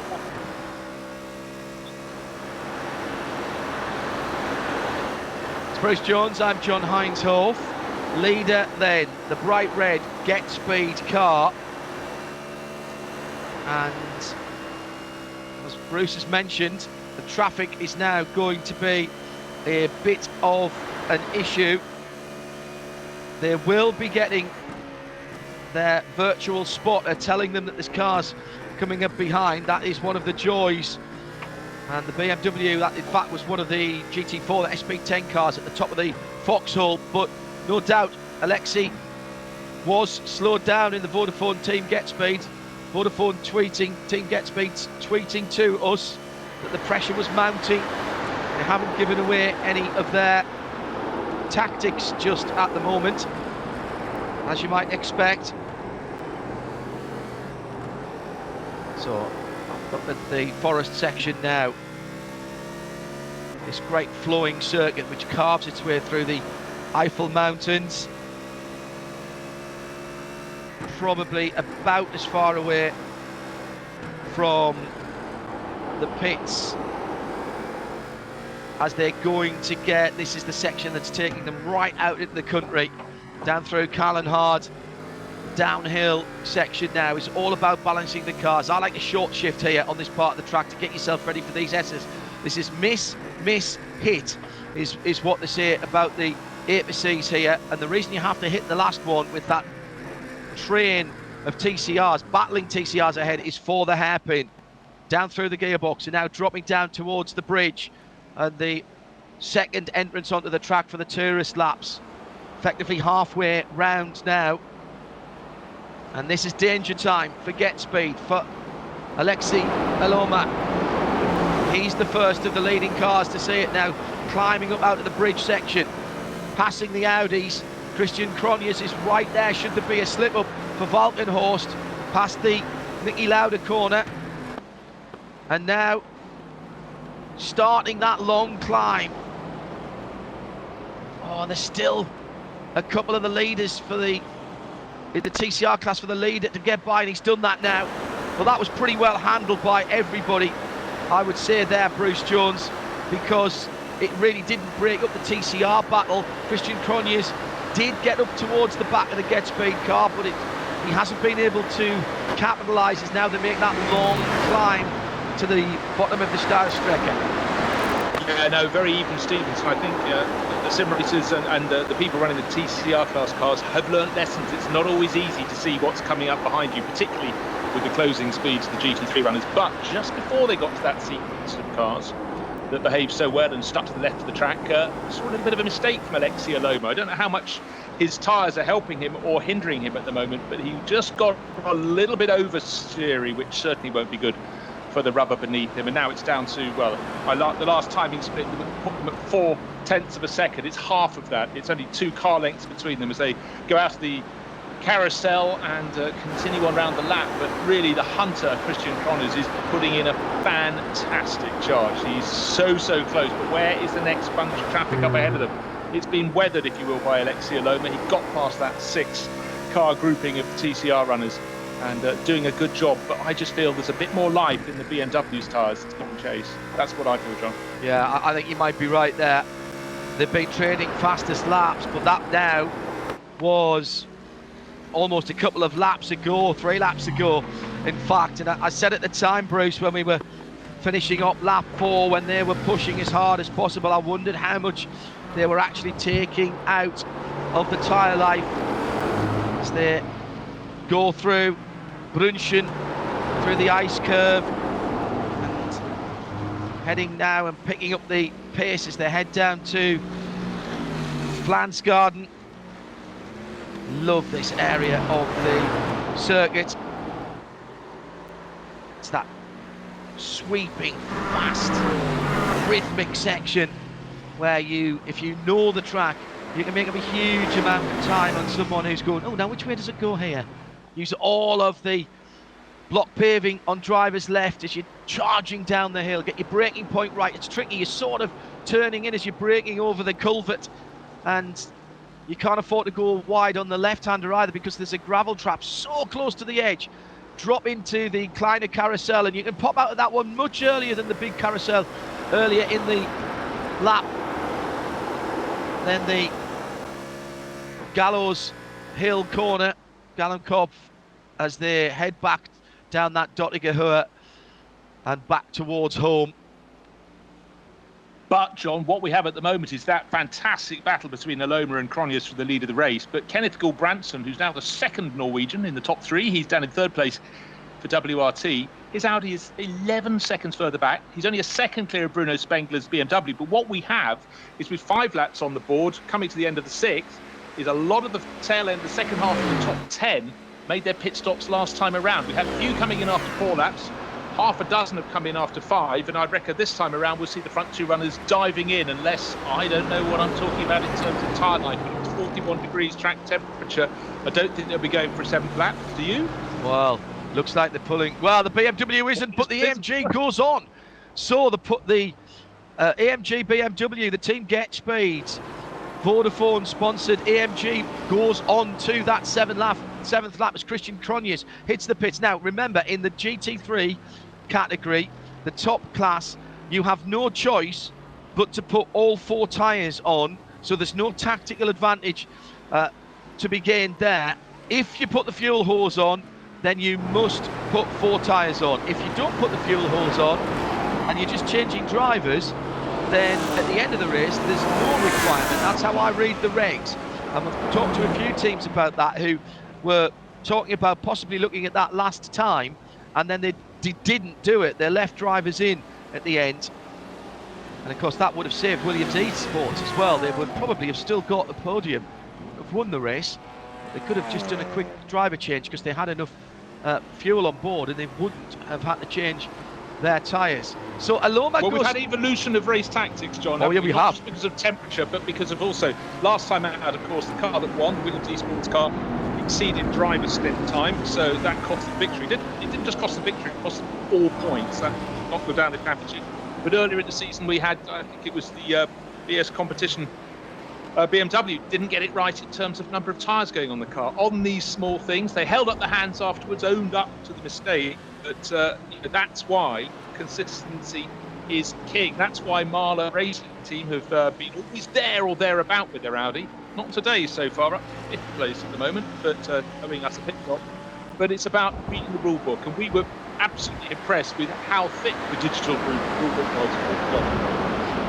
And also how the driver briefings go on. I had a little listen in to the driver briefing in English earlier on via digital methods, and in fact that's carried forward. Some of these lessons are carrying forward in the real world in our socially distanced time. The driver briefing for the 24-hour series race down in Portimao this weekend was all done digitally. There were some slight changes to scrutineering in the real world with the real cars as well to take into account short social distancing. They're only allowed 4 mechanics working on the car, and if they can't be socially distanced, they've got to wear masks, etc. Only 2 mechanics and the lollipop man allowed in the pit lane, etc., etc., etc. And lessons can be learned, and certainly in terms of our coverage of the real world racing this weekend, we're putting into place some of the lessons that we've gained and some of the tricks that we've been taught by our colleagues in sim racing world as well. All right, we're coming down to the end of the first hour, almost a third of the way through, with the big tactical change at the front. Alexi Aloma leading and has not yet stopped. The lead car has not yet stopped for the team that is Vodafone Team Get Speed. That was the pole sitting car, so they've gone on to their 7th lap. We'll expect them in at the end of this lap, and then we've got to see whether those that stopped earlier have a performance advantage on the new tyre.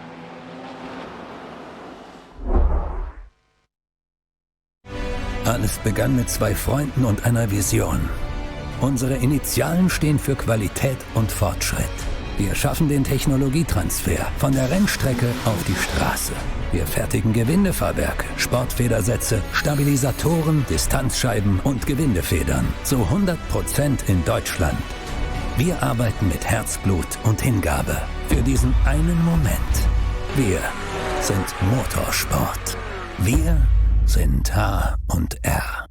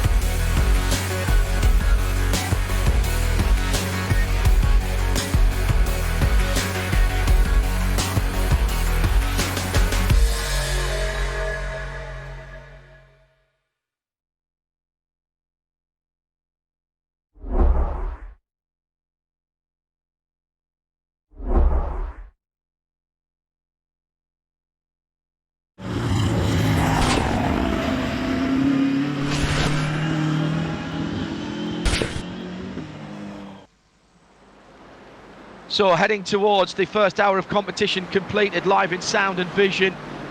Radio Show Limited, our colleagues at Race Sport TV in the DNLS, Digital Nürburgring Langstrecken-Serie, powered by VCO. Bruce Jones and John Hindhaugh with the English language commentary. Bruce already looking forward to getting back to racing in the real world at the end of this month on the circuit here. And we are waiting to see whether Alexei Aloma, who started from pole position and has not been headed in the Vodafone Team Get Speed at AMG, peels into the pit lane at the end of this lap. Looking at the top of the field, the top three, Bruce, by my reckoning, have not yet pitted. They've all gone for the 7 laps opening stint. Top 5. Oh yes, of course, because Foley and Sami Matti, their first pit stop actually wasn't a pit stop. They started from the pit lane.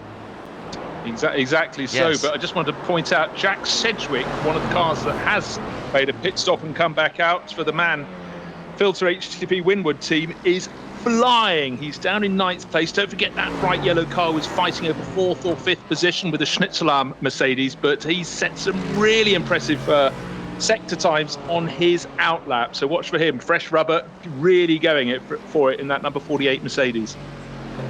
Sitting in 9th for Jack. He's normal Man Filter Team HTP partner, and in fact they were a winning partnership last time out.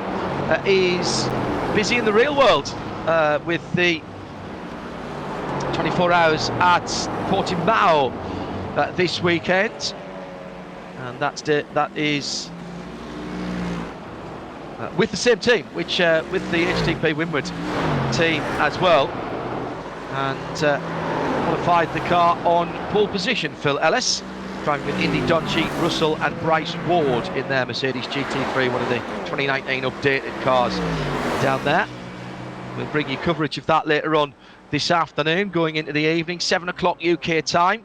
Join Johnny Palmer, Nick Damon and myself for that one, taking you through till midnight, and we'll have onboards through the night until we pick it up for the run for the flag. And if you want to catch the first couple of hours of that, you'll be able to watch that on replay via radio-show.co.uk, because you're not tearing yourself away from this at the moment. Of course not. Sindre Sestra in second place for Core Sim Racing. The Team RSO Cayman has gone through. Is that on pit stop there? Have they stopped? Because that car was leading, wasn't it? I'll scroll back down. I was just about to say, but those that haven't done, nobody's going for an 8th lap in the GT3 class. Surprise, surprise. Alexia Loma has fired it. Yes. As well. Robbie Foley be coming in. So it's all changing. They're doing driver changes so far. Well, certainly Bortolotti has taken over from the 88 Audi. Alexia Loma still listed as sitting in the race leading car in the pits. Right, so they haven't done their driving. And I was right. Niels Carstensen has not yet stopped in the Team RSO 397, so that's a slightly false reading at the head of the SP10. I keep wanting to call that Cup 3 because that's what it's been with all the Caymans in, but of course it's a full GT4 category. Here come the leaders in SP3T, the TCR class. Schürtler leads them in for Heusingfeld 404. Then Sim RC TCR Felix Luding was second as he came into the pits. So that was a swap round before they came into the pits. Kimmo Suominen is in third for Core, and they're all pitting at the same time. Alexei did stay at the head of the field now. He stayed in the car, whereas all those behind have changed drivers. So, actually, Marshall Marshevitz in the Schnitzelarm car in second place has also stayed on board. Their expertise clearly being desired for the first half of the race, at least. Then Scott Michaels is the first of the changes. That's the Walkenhorst BMW in third. Top 3 cars just covered by 3.5 seconds. It's closed. An hour of racing has just about elapsed, and let's see what Michaels can do. I said he was very quick on his outlap, and he's continuing to really put in some great sector times. And it is that time of the race when my first pit stop's about to come up, not to leave the commentary area, but I've just been reminded with almost an hour gone, it's time for a nice cup of Tregothnan tea, which is another Nürburgring tradition of us. Peter Kate it was, from Aston Martin Racing, who introduced us to British grown and produced tea from the In Tregothnan Cornwall, estate. presumably. Yes, absolutely right. From the Tregothnan. TRE prefix. Yeah, from the Tregothnan estate down in Cornwall. And I do like their Great British tea blend. It's very good indeed. Just very refreshing. And we always say in the 24 hours, never underestimate the restorative powers of a good cup of tea. We normally take some of it with us to Le Mans, which of course should have been this weekend, but we'll be having our digital 24 hours next weekend with iRacing, and expecting a huge number of entries. By far the biggest online racing event of the year, has been for many years now, and we'll be covering the top split, the top 50 in that throughout the 24 hours. Details coming next week. Watch the socials and radio-show.co.uk for more details. One thing I will tell you, and I don't think this has been embargoed, so hopefully I'm not betraying any confidences here. I'm told that because it's iRacing, of course you can set the time of year when you're doing the racing. And I'm told, Bruce, that next weekend will be the actual time that we have the race, but the race will be taking place in the weather and lighting conditions that the real race will happen in September. So it will be the September dates that are programmed into iRacing. So 3.5 hours more darkness running than it would be in this weekend when it should have happened in the longest daylight part of the year. So an interesting little wrinkle to the iRacing 24 Hours of Le Mans next weekend. I believe that is going to be the case, and I think that's a cracking idea, because it'll give us a much better idea when it's going to get dark in September. Exactly so, John. We saw with iRacing with the Monza 12 Hours, they did exactly the same. It was supposed to have been held in March, even though we had the race virtually in June, and yet we had the right level of light and everything. But to me, the one detail that's vital, so vital, the Le Mans 24 Hours will be observed. It's nothing to do with the racing. It's the fact I'll order some rillettes and some baguette to accompany me for the race. That's a good idea. That's a very good. I have long since run out of my Sarthoise rillette that I picked up. In fact, when I was coming back from seeing the guys at HTP Winwood in the real world before what Eve is calling the big pause. What big pause you have. Yes, why the big pause? Why the long face? Very, very close to second place at the moment. But Scott Michaels, I said he was quick when he came out of the pits. He's right on of Marcel Marchevitz. Marchevitz did the first stint. He's in the second. Don't suppose he's tired, but he's really got to be on his toes. And I must say that Walkenhorst Motorsport BMW looked very, very handy indeed. In fact, both of them are running third and sixth. It's about to be second and sixth, because I can see the big screen Schnitzelarm written in very large letters, because simply with the onboard camera from Scott Michaels' BMW, he was about half a metre away from the tail of that. And that's quite a thought at any point around the Nürburgring Nordschleife to be that close. Yeah, you've got to be really confident of what's going on around you. Past the number 307, that's one of the new BMWs, and that is running.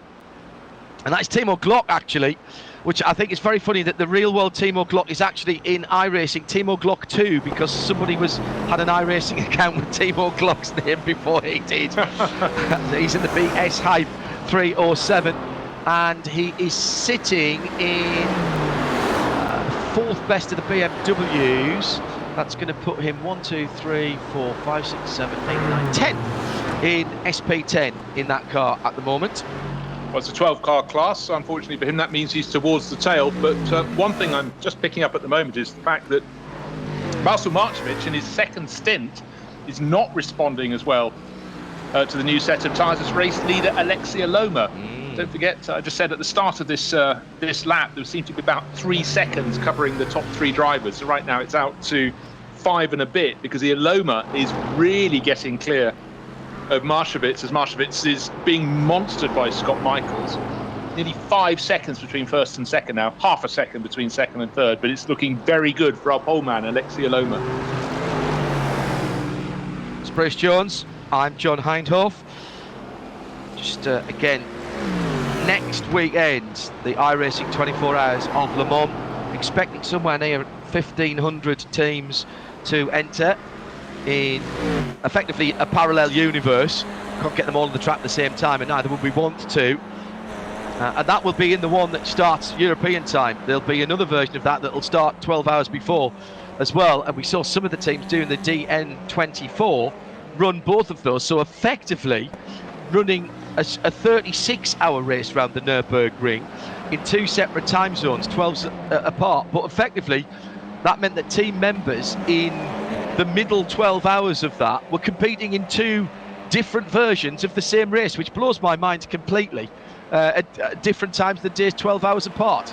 So jumping out of the car in the middle of the night, you might have been jumping into the earlier starting race whilst it was 12 hours later. And I just can't even get my head around that, which is why we saw some of the teams doing 4-hour stints around the Nürburgring Nordschleife. The top split will be the top 50 teams by their rating. A couple of wild cards I would expect in there as well, but expect to see some big real world names as well as royalty from sim racing, the sim racing world, as they have to be paired together. You can't have a full team of sim racers, you've got to have some real racing drivers in there as well, and we'll be covering that for you next Saturday and Sunday, sharing the coverage with our colleagues, our very knowledgeable colleagues from racespot.tv. Oh, and there's a spin. And it's one of the BMWs from the top class. Is that the BS competition car? I think it was, Bruce. Good spot. Right in front of... If so, it's Conor De Filippi on his debut in the championship. Of course, he knows the circuit really well from all his runs. Spot on, Bruce. It was absolutely. And he was coming... Well, now was that... I think that's just coming out of Brunchen, isn't it? Heading up the hill to the ice curve. You just need a slightly wider angle to see that. I think you're possibly right. Certainly it's an area where, well, I think you've nailed it, John. Yeah. But had he already had an incident? That's the question. Or did he get picked up by somebody going through? It looks like there's already damage to the car. Oh, no, he reversed it. Oops. He reversed it into the wall. Well, he's actually done pretty well there. Bit of a deranged rear wing, which I don't think happened in that accident there. But Conor De Filippi's been racing in the IMSA iRacing Pro Series. Got a decent top 10 result on Thursday, I seem to remember. You mentioned just a few moments ago, John, about how some drivers are happy to almost enter two versions of the same race. Basically, they often used to say that a lot of the top drivers, one of the main parts of their character is being greedy to make sure they get the best car, the best tyres. But some of these drivers are just greedy because they want to get as much racing as they possibly can. In fact, in today's race, we've got two drivers, Alex Arana for the Marla Racing team and Richard Westbrook for the Phoenix Racing team in his Audi. They're doing this race and the virtual Le Mans. So they simply can't get enough of the racing at the moment, which is great. I love it. So second and third together again. And Scott Michaels now gets the opportunity to examine every single square millimetre of the back of the Schnitzelham Racing Mercedes AMG, as his teammate was earlier on in the race. So despite the pit stop and despite one of the drivers being changed over, Marcevic stayed in the car. He's the man who started, Scott Michaels, having jumped into the Valkenhorst number 34. But the battle is exactly resumed, although it is, at the moment at least, Bruce, for second and third position, where it was for, I think, fourth and fifth before, wasn't it? Yeah, but you see, what happens is that Cronje's got that Walkenhorst 34 BMW up into second place.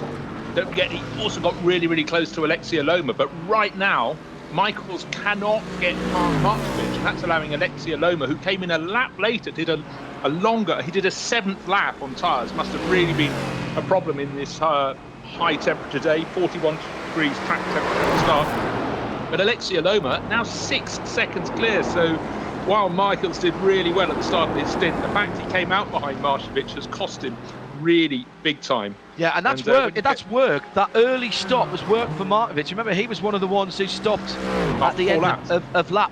Yes, at the beginning of lap 5. Absolutely right. So that's worked for him. He's now another 4 laps in. So he's done as much on these tyres as he did on his first set of tyres. And now he'll be going into new territory at the end of this lap. Bit of a headlamp flash at Callanhard as he charges down the hill, and the Cayman dutifully gets out of the way. I'm watching Jack Sedgwick as well, Bruce, in the 48, 4th position for that car at the moment, and that's another car that stopped at the end of lap 4. Remember, it was Marvin Deans who started that car, so they have improved their position as well by doing that early stop. But what we will have to see, with still an hour and 50 minutes to go, so 110 minutes till the checkered flag comes out, we'll have to see how that strategy plays out towards the end of the race, and whether some of these teams who went long have to do a little splash and go at the end. Well, I think Alexia Loma and Team Get Speed Performance are in the driving seat, not just leading by 5 seconds or so, but the fact they did that 7-lap stint on the opening stint, 7 laps, that gives them wriggle space to change their tactics accordingly. Correct. So they've done the really hard work, and they're still at the front of the field. So I'd say that was an inspired decision for them, because of course their tyres at the end of the race would be 1 lap less used than their rivals. We haven't seen Fabian Schiller in that car, whose name was on the original entry list that I got, in fact, and the updated one on Friday. And we haven't seen Fabian. I suspect he'll do a full stint in the middle, and then presumably Alexei will jump back in again at the end, and they'll be watching very carefully to make sure that the driving time isn't exceeded by any of their drivers. Remember, 2 hours maximum out of the 3 by a single driver. And with Alexei having done, maybe not actually, well, no, they'll have to make 2 driver changes, so exactly. So yeah. I think Schiller's fine. I think with every lap, Loma's just gaining a little bit more, which again gives them tactical breadth, if you will, the scope to try different numbers of laps. Jack Sedgwick, as you mentioned, going very well, but I must say the previous lap by Scott Michaels, just a 1/10 of a second down on the fastest lap of the race. He's got onto the tail of Marcel Varcic, but he cannot find a way past. He'll be fuming on board the 34 BMW. Nothing unfair. Marcel Marcevic doing a fantastic job in the number 11 Schnitzelarm Mercedes, but this is a potential victory, first victory of the year for Walkenhorst Motorsport, going away from them. Tea has arrived, so that's good news. Has such a wonderful aroma, Tregrothenen tea. And I'm being spoiled by my team manager. I've got the Linton Sprudel chocolate as well to get me through the next couple of hours. I've got some chocolate from Mirza Ruth. Private chocolatiers. Excellent. Anyhow, no more of that. I've got a banana for later in the race. It's sitting on top of a Porsche 917 on one of my screens. That's a hell of a big banana, mate. Or is it a small 917? Alas, the latter. If only. Size bomb. It is, of course, the big anniversary this weekend for Porsche, with their first win at Le Mans in 1970. And I read a tremendous piece from Richard Atwood, just remembering back to that historic victory for the red and white number 23 back in 1970s, a little before my time at Le Mans, but that doesn't mean I'm not still interested in it. When people say, I can't remember, that's before my time. Yes, but you know what? Get some books and find out more about them before your time. I completely agree. But also, it's one of the coolest looking cars, that Porsche Salzburg entry, the red with the white pinstripes. You know, sometimes, John, you look at a colour scheme, a race livery, you think it looks quite good, but some seem to mature as the years pass. And it made the 917, which was a very delicate looking car, look even more delicate against, of course, at that stage it had just had its battles with the more brutal Ford GT40s. But it's a fantastic livery, and I loved it when Porsche brought it back a couple of years ago. Yeah, it's one of those timeless ones, really, Bruce, that just seems to me to keep on working. We had the Pink Pig as well, we had the Derek Bell white and blue car. Porsche are quite eager to revisit their classic liveries, and my goodness, they've got plenty to choose from, haven't they? Exactly so. And for Porsche Salzburg, of course, they had the flip one, white with the red pinstripes as well. But you see, it looked like a non-works livery, which indeed it was. But also privateers, when you run a team, you've got full scope. You don't have to link into any corporate colours. And that's why some of the best ever liveries, to my eye, are those that were entered by the privateer teams, particularly those that had a benefactor who could underwrite all the bills. You didn't need that nasty writing all over the place. And of course, that was the sort of age back in the late 60s, early 70s. And I think that's why that livery is so much loved. What is happening? Schnitzelarm still holding that second place. Still Scott Michaels being boxed up behind. But with every lap, you'd have to say, chance of Walkenhorst taking their first win this year. They've had a second, they've had a third. It's getting tougher and tougher for them. They've got to make that move into second and then pull away. It's Bruce Jones, I'm John Hindhoff. And an hour and 45 minutes, so not still even at half distance. Here's how it stands. The battle for second and third is just heading onto the Nordschleife right now, and they are 6 seconds near enough behind Alexei Aloma, who's been driving the Vodafone team GetSpeed AMG GT3 since the start of the race. He plonked the car on pole position with an impressive qualifying effort. So it's Markovic for Schnitzelarm, the light-coloured, almost the Manti Grello coloured AMG, isn't it, for Scott Michaels for Walkenhorst. Then 6.5 seconds further back, Jack Sedgwick has used tactics and speed to take that car up to the Manfilter team at HTP Winwood car up to 4th position, and they have done one driver change. Phoenix Max Hoffer is in 5th position in the 44, another 6.5 seconds further back, and then the same distance back to Team BMW back to 107, and it's Nilskov behind the wheel of that car. Ben Tuck has taken over the number 35 Walkenhorst BMW in 7th position. Mirko Bortolotti introduced into the action for E-Team WRT. The 88 car is in 8th. Marvin Otterbach is in 9th. And rounding off the top 10, the HR BMW Team Green Hell BMW, that is Jens Klingmann in the 10th position in the 112. Porsche Cup, Simon Grossman now leads for Sim RC Cup 2 from Asher Racing's Martin Kirak. That's 276 from 227, and all of a sudden there's 11 seconds between those two cars. Black Falcon another 6.5 seconds further back in 3rd. That's the Porsche GT Cup category. That's effectively the Porsche Carrera Cup cars. We've got a new class this week, which is SP10 GT4. That's combining the Porsche 788 GT4 Club Sports and the BMW GT4s, the M4s. That's a brand new car for iRacing. And the top 4 positions are held by Porsches. Sindre Setsas back to the front after his pit stop with Core Sim Racing. He took over the 303 at the stop and is around about 11.5 seconds ahead of Sasha Berger for Zorg Rennsport, who's got 4 seconds, and Sim RC's Marcel Fassbender. That's 303, 333 and 376. Then Team RSO led for a little while, but they did also pit stop the 397, but they've got around about 6 seconds on the first of the BMWs, the 301 from Team Huizingveld. Then Ad Hoc Game, he's only another 2 seconds further back. Fabio Gross in the 369. Bastos Salmon for AVA Sim Sport in 5th. That's another Porsche. And Michael Schmidt for 4 Motors in 6th. Timo Glock next up in 7th for BAS Hype. So he's moved up 3 places since we last saw Timo. And finally, last but by no means least, SP3T, that's TCR to you and I. Marcel T for Team Huizingveld leads in the 404 from Patrick Da Vinci for Core Sim Racing. How many times have we seen those two teams battling it out? T3, Oliver Ackerman, not too far back, another 6.5 seconds. He's only got 3/10 on Lars Ball, the 485 full Cent Racing team.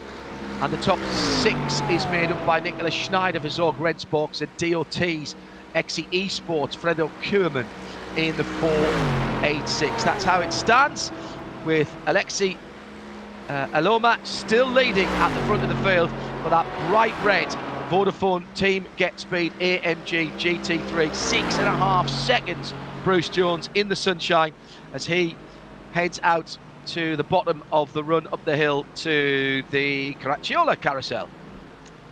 As you say, John, 6.5 seconds. It's a really good second stint for Alexia Loma. Don't forget, let's just go over the he's coming towards, he's halfway around his 10th lap. This car, the race-leading Get-Speed Mercedes, was the last of the front runners. A handful of them stayed out for 7 laps on their first stint. Some did 4, some did 5, some did 6. That is a massive sway. But of course, those that went short to start with, they're going to have to do longer second, third and fourth stints if they want to split it that way. Those that have the option to take shorter final stints, those that stayed out longer. Stay with me on this one, but for Alexia Loma, this is a dream run. Now, as you say, just need to get it between 6 and 7 seconds clear. He's not being troubled from behind. And they've got scope to decide when they want to make those final pit stops. Those who pitted early, their scope is far more limited. And it must be said that the longer run at the front, 6 or 7 laps, was definitely the right way to go, as far as I can understand at this point in the race, on that first stint. I don't think those that stopped laps are going to be able to shout. But then again, I liked them. It's Bruce Jones. Saw Gren Sport, Sasha Berger trying to close down the white tangerine of Sindra Sestas. He's got another one of the 3h-Racing livery cars in behind him. That's Marcel Fassbender. That yellow, very distinctive yellow front end, and then the darker three-quarter hind quarters, if you will, the black rear end of that car. Just 2.8 seconds between them. Off the ground, on the far side of the circuit, one of the 2 or 3 places that you get airborne just as you're in the run up towards the Brunchen area, so Wipperman sort of area. Now through Brunchen. As soon as I get to Brunchen around the circuit, whenever I'm driving, I kind of think to myself, right, okay, yeah, more than halfway around now. You don't relax though, John. No, you can't. You can't, Bruce. You can't even relax along dotting a her, because someone's normally going to be around you. But well, and also you've got to steel yourself for that ridiculously quick entry into the end of the lap through, Tiergarten and the last chicane. It's absolutely, I mean, that is take a deep breath, and you probably so as you go through underneath Bilstein, which is, I mean, it's a corner, but it's barely a corner. You'd want to turn the wheel as little as possible there, and you just almost look through the corner and let the car follow you with as little hand movement as possible. But sort of as you go on the downhill section there, you take a deep breath, and you probably don't exhale till you're back on the Grand Prix circuit, because that next little 3-4 corner section is so fast, and you have to be inch perfect, because there's literally no runoff there. You almost, in fact, you do aim at the end of the Armco on the left-hand side in the middle of that final chicane, and just work out that if you're going fast enough, you'll actually miss it. And that's basically what you're aiming at. It's an extraordinary end to the track. So you're right, you absolutely cannot let your concentration wander for a moment and think, is this my 6th lap or my 7th? And, I've hit the wall.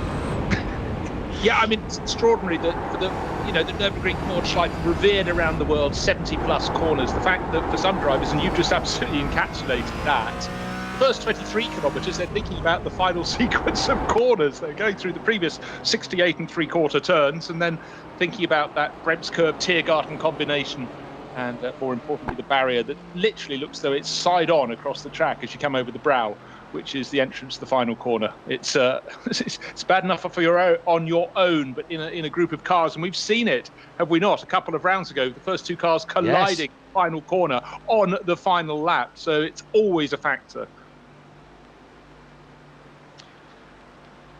Now, just looking to see who's really flying, but Alexia Loma doing he's just banged in an 8-minute 2.2, just a fraction of a second, about a tenth of a second off the fastest lap of the race. So his tyres are working well for him. He's, again, just under 7 seconds clear, but certainly looking settled, and they'll be so pleased they did that 7-lap opening stint. It gives them all the scope I think they require for victory.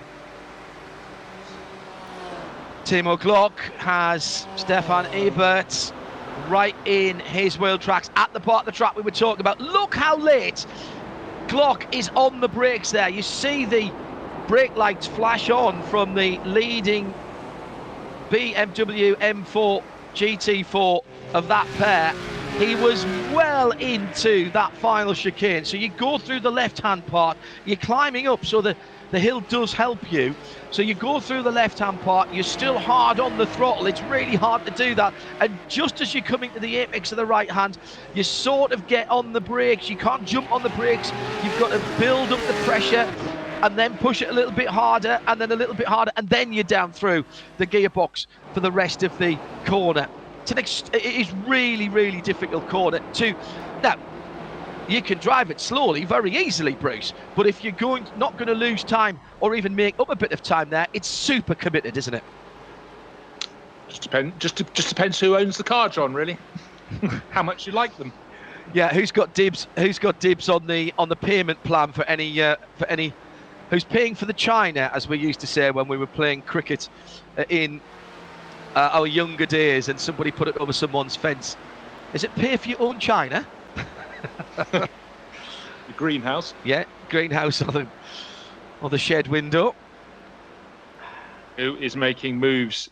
Very impressive couple of laps from Niels Koch. He's still down in 6th place overall for Team BMW Bank, but he's cutting into lead. He's half the advantage that Max Hoffa has in the Phoenix Racing Audi in 5th, but it's just who's got tyres that are sweet. In fact, that was the fastest lap of the race last time around. No, second fastest. Sorry, I beg your pardon. That still stays with Christian Cronjes. 8 minutes, 2.002 seconds is the fastest. Think about that.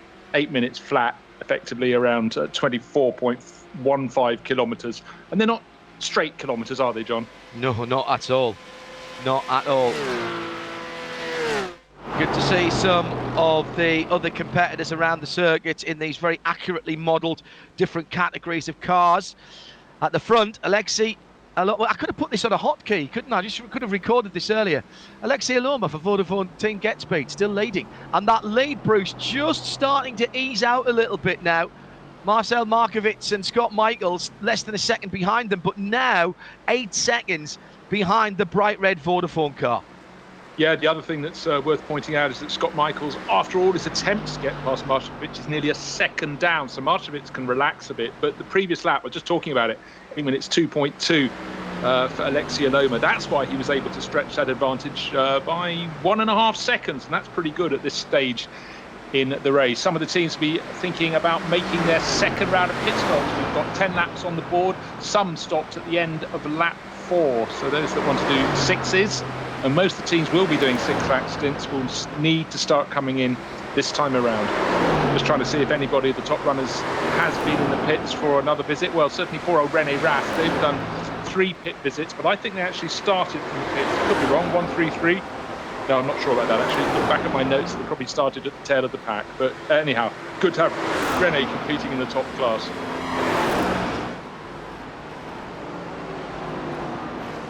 Just over 8 seconds then. Still Jack Sedgwick putting in decent times as well in 4th position. Keep an eye on that Manfilter Team HTP Winward car in 4th, as he was one of the early stoppers. Took over from Marvin Dienst at the end of the 4th lap. Coming to the end of lap number 11 now, so that we'll start to see, Bruce, shortly how the tactics are going to play out from some of those early stoppers, and whether they're going to do 6-lap stints to bring the cars home from here, or whether they're going to try and stretch it to 7 laps, and those 4-lap stints will take them to the 23, 24. Even if we were to go to 24 laps, that would work out with 7-lap stints from here. Yeah, we've already actually started to have some runners make that second round of pit stops. I just mentioned it. Those that have done so, Michael Bazook is now in the Adrenaline Motorsport BMW. Søren Galodji, the Ring Fitzia Sim Racing entry as well. They've made their second pit stops. They probably were the group that did 4 laps on the opening stint. They might have stretched it to 6 or 7 for the second. They're now down outside the top 10. Still waiting for a show of hands from Alexei Aloma and GetSpeed Racing, but 8 seconds to the good. That's such a nice cushion for them to use. But they've already sort of effectively rolled the dice by doing that 7-lap opening stint. That's just I do like this change of, or this variety of tactics, in the same as we've got a variety of manufacturers at the front. Marco Bortolotti sitting in 8th position in the 88. for E-Team WRT, running their real world colours as well. He's got about 10 seconds behind him and about 12 seconds in front of him. So he's in isolation in terms of his class position at the moment, but you never really have a clear lap, seldom have a clear lap, other than the first lap here at the Nürburgring Nordschleife. The advantage in sim racing, of course, that we have is there are only 50 cars out there, not 170, as we probably 150 to 170. I think the upper limit now, even for the N24, has been capped at 170. First year I was there in 2007, which was this weekend in 2007, interestingly enough. We started 229 cars. It sticks in my memory exactly. It was the weekend after Le Mans, and it was the weekend before Le Mans, and it was 229 cars. And I remember it was this weekend because it was my first wedding anniversary, having been married in the week of Le Mans the previous year in 2006. 14 very happy years celebrated this week, and believe it or not, the first time that we have been able to celebrate our wedding anniversary in our own house. First time we've been at home. Well, everyone wants a sort of summer wedding, but we do forget that motor racing tends to happen in the months where the sun shines. Perhaps you could always have it in your own house if you did it in the end of November, but we don't think like that, do we? Yes. Looking to see who's making the moves. The Marla Racing team, 13th place overall, will impressive. rise when the pit stops come to be. Yeah. Don't forget, they're the championship leaders. They started at the tail of the pack. They may well come on strong. Alex Arana, who's racing here, he's also doing the virtual Le Mans this weekend. He's got a lot to do, but he's been putting in some decent laps. But it really is, how should we say, recovering from a disappointment. Start at the back. You can't just drive to the front, however good you are. And Alex partnered this weekend by Sami Matti-Trogan, so he's got probably one of the other quickest drivers in the field. Yet it just goes to show you've got to pick your way up through the field, and that's not easy on the Nordschleife at all. And in GT3 they started 21st out of, I think, the 21 starters. And though they're trying to fight back, it's a really, really tricky one for them.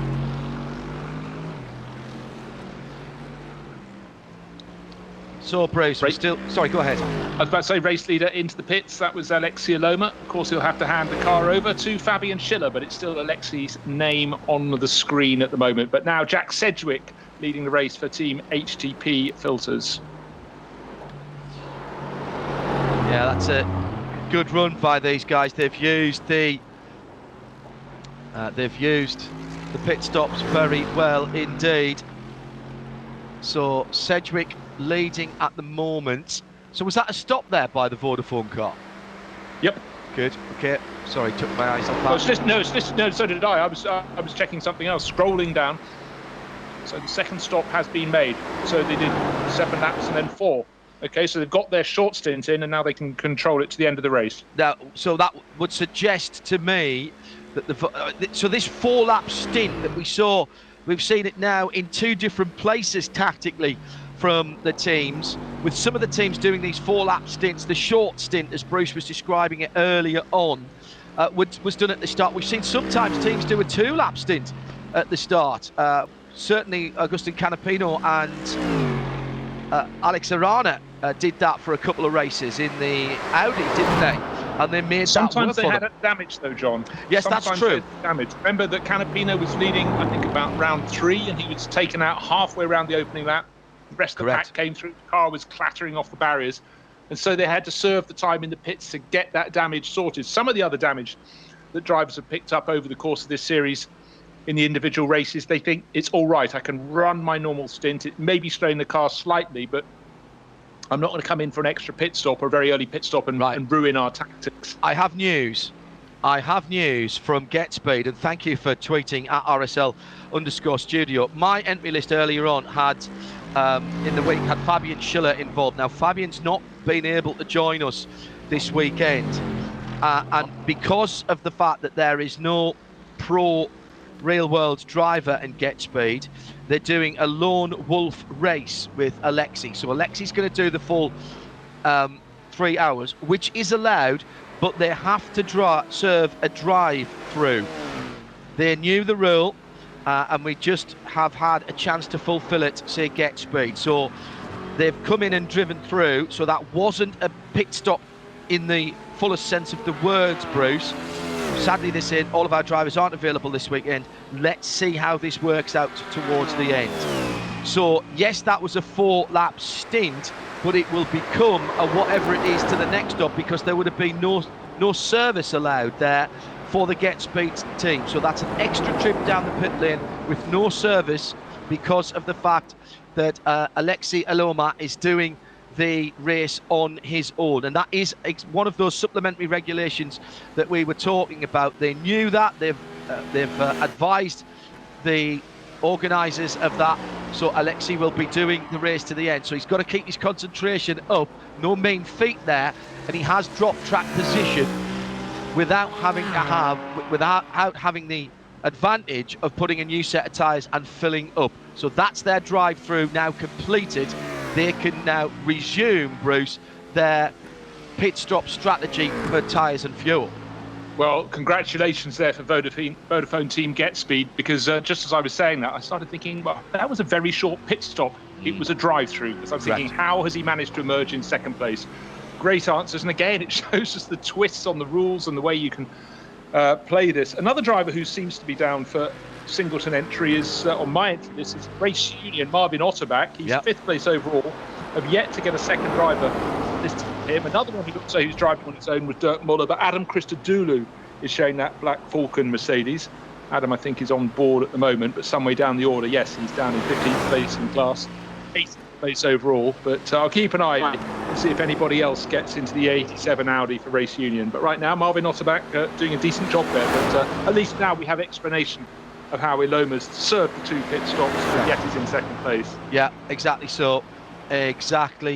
Busy weekend. We're calling it our best of both worlds, Saturday and Sunday here with the DNLS, looking at surely the most challenging circuit, whether in virtual or real world, and the top drivers competing in round 6 of the DNLS powered by VCO. This is the H&R 3-hour race as part of the championship, which runs through till October this year in the virtual world. The Mann-Filter car leading at the moment, Jack Sedgwick's a little bit of damage on the front right-hand side of that.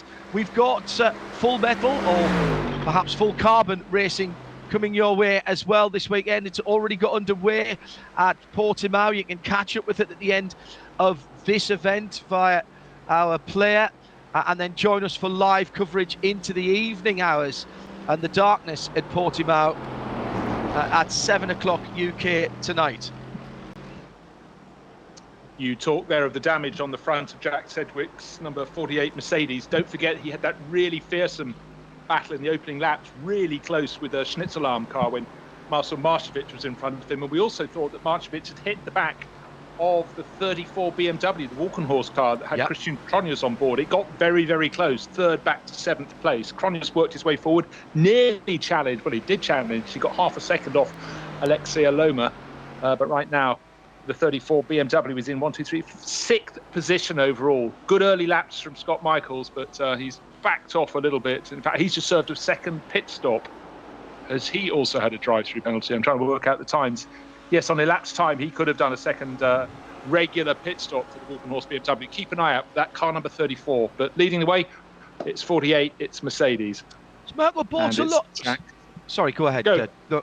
No, yours. Merkel bought a lot. He lost his rear screen on that Audi. It's from the Helicam shot. The 88 Audi from WRT. Let's take a look. I'll have a look at that next time. Yeah, well, he's not near anybody. He's not fighting with anybody that could have led to. He's 5 seconds down on Niels Koch in 4th place. Now Iloma back in the pit. Sedgwick in the pit as well. 1st and 2nd in pretty much together. Right, well, that then, in terms of stints, works very nicely for the Mann-Filter car.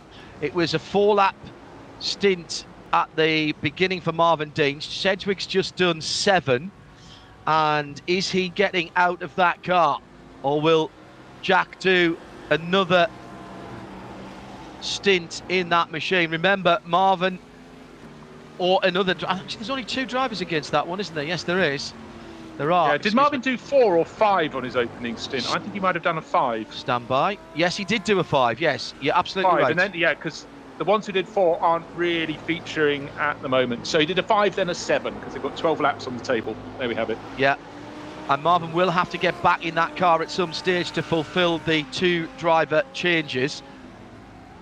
That's part of the regulations as well. No driver can do more than 2 hours of the 3, and you must have 2 driver changes. So you can't just have one driver do 2 hours straight through and then the other driver do the last hour. The Get Speed car in the pits as well.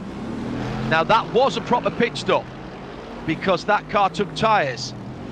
So he also seems to he's out ahead of the Man HTP car. Yeah, that's crucial. Well, came in behind, out ahead. And that will be down to presumably putting a little less fuel in. Because remember, he only stopped Alexei only stopped for fuel at the end of lap 7. So he would have put a little less fuel in. The tyre stop is a wash because it takes exactly the same time. In the simulation here, it's assumed that all of the tyre changes are equally talented and all cars get the same time for 4 tyres and everyone must take 4 tyres. The fuel, and this isn't always the case at the Nürburgring, the fuel flows at the same rate, so the only difference would be how much fuel has gone into that car, because that's normally just a pistol grip petrol station type pump, and they are closely monitored. But that is the reason that in the real world we have timed pit stops to help mitigate the fact that some pumps, which by the way, one pump serves 2 garages, can have up to 8 cars in 2 garages, in each garages rather, and not all pumps are equal, so that's why you have a minimum pit stop time. You see quite leisurely pit stops in the Nürburgring 24 and the NLS, the Nürburgring Langstrecken-Serie. It's just to even that out a little bit. I have to say, in the Creventic series, their fueling is done off-site, which I think is going to be out of pit lane rather, which I think is going to be partially how they do the NLS when it returns, Bruce, because I saw a pit lane map that was rather interesting. You drive down the pit lane through a garage and then into the paddock and you service at your awning effectively.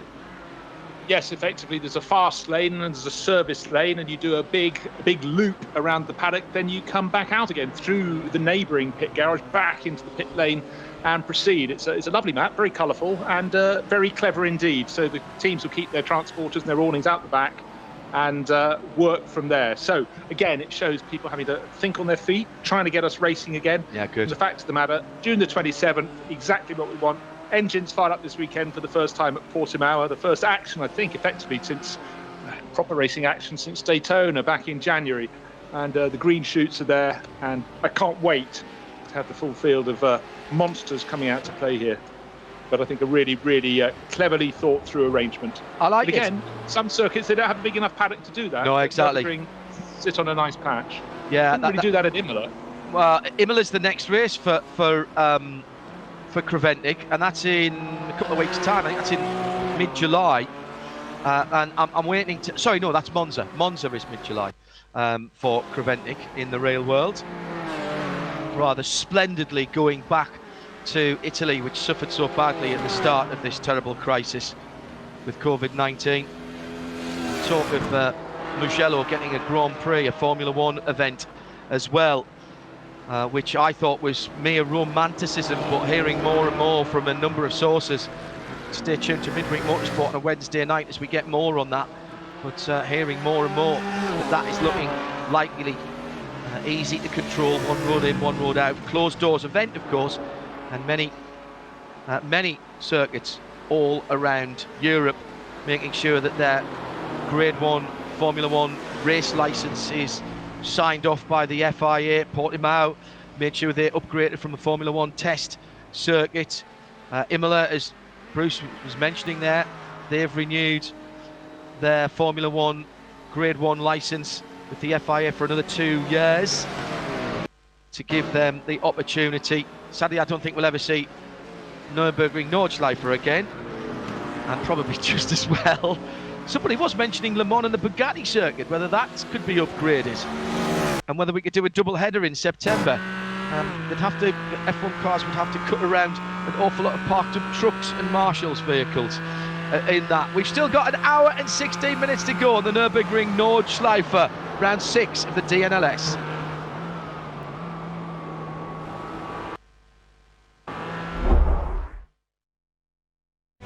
Alles begann mit 2 Freunden und einer Vision. Unsere Initialen stehen für Qualität und Fortschritt. Wir schaffen den Technologietransfer von der Rennstrecke auf die Straße. Wir fertigen Gewindefahrwerke, Sportfedersätze, Stabilisatoren, Distanzscheiben und Gewindefedern zu 100% in Deutschland. Wir arbeiten mit Herzblut und Hingabe für diesen einen Moment. Wir sind Motorsport. Wir sind H&R.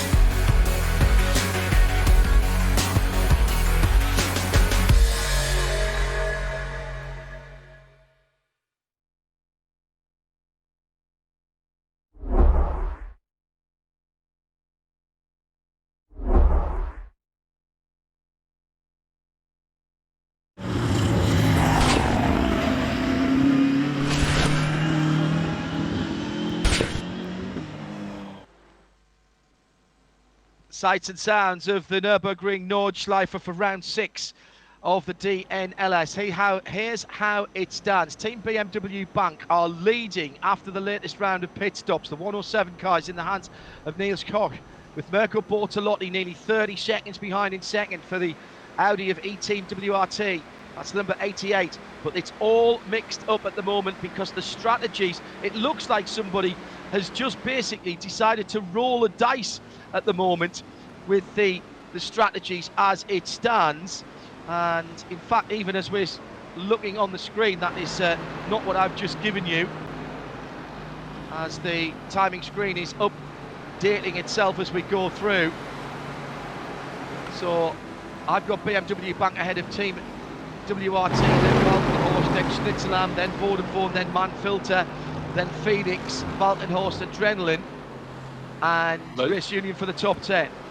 Yeah, those top two, Koch and Bortolotti. Koch just banged in the fastest lap of the race, almost 8 minutes flat, but both Cox and Bortolotti for Team BMW Bank and WRT1, they owe us a pit stop. They only have one lap, a pit stop against their name. Who's flying at the moment? Alexia Loma. Remember that name? Yes, he started the race. He's doing the whole race. If you're just joining us, the team, Get Speed Performance, had to serve a drive-through penalty because unfortunately Fabian Schiller, who was penciled in to be part of the partnership, not here. So all 3 hours being done by Alexia Loma. He's down in 5th at the moment, but that once those pit stops are shuffled through, and bear in mind he's had 3 visits so far with that drive-through penalty, he should be back towards the sharp end, but maybe not just immediately. I think we could have the 34 Walkenhorst BMW listed as the race leader. Best of both worlds on RSL and our network of audio and video channels. Great digital racing on the most challenging circuit in the world in the Nürburgring Langstrecken-Serie now, with this the 6th round of the championship powered by VCO. What a great job they've done organising this and putting the regs together to ensure that we have real world and sim races together. Really great idea. Been picked up by a lot of other events and championships as well. It is undoubtedly the way to go. Remember, sim racing's been happening for a very, very long time. It has an established community like the guys at RaceSpot.tv who are providing us with the coverage, and who we've been working with on a number of other events as well, like the guys from iRacing, Drew Adamson, Cisco, and the guys in Boston, Massachusetts, who we've been working with on the IMSA side of things as well. Well, that hasn't sprung up overnight. It hasn't sprung up in the last 3 months when we've had no real world full metal racing, as Bruce Jones has termed that phrase. No, that's been going for years, over a decade at the very highest level. And it's good to see some of the big names being recognised now, with BMW using the likes of Alexander Voss and Lauren Heinrich to tutor and mentor their real-world stars. Katzberg, Spengler have all benefited from help from those guys. We had Maxi Benecke, 10k Benecke racing in the digital 24 hours. Oh, bit of side-by-side action there. Zorgren Sport, the Avia car, sort of muscling its way through, heading up the hill on that insanely quick part of the circuits through Klostertal and heading up towards the Steilstrecke, the bottom of the hill for the Caracciola carousel. So full-blown top quality digital racing now, and then over the rest of the weekend the 24 hours of Portimao with the Creventic series underway now. Johnny and Nick looking after the early parts of that. At the moment, you can catch up on that with our video and audio players at the end of this race, and then join us live from 7 o'clock tonight on RS1 and RS3 plus sound and vision as well. BMW, Timo Glock into the pit lane.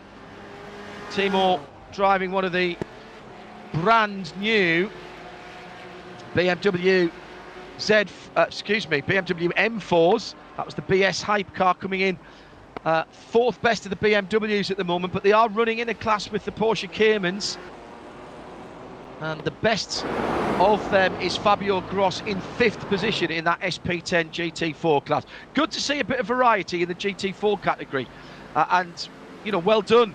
You've got to say well done to iRacing for continuing to improve and putting out another update recently. Yeah, no, it's fantastic, and it goes to just show that the evolution is so super quick. And for BMW, who obviously I've just sung their praises pretty much every weekend for the way they handle their the sim racing, they've really taken to it in 2020.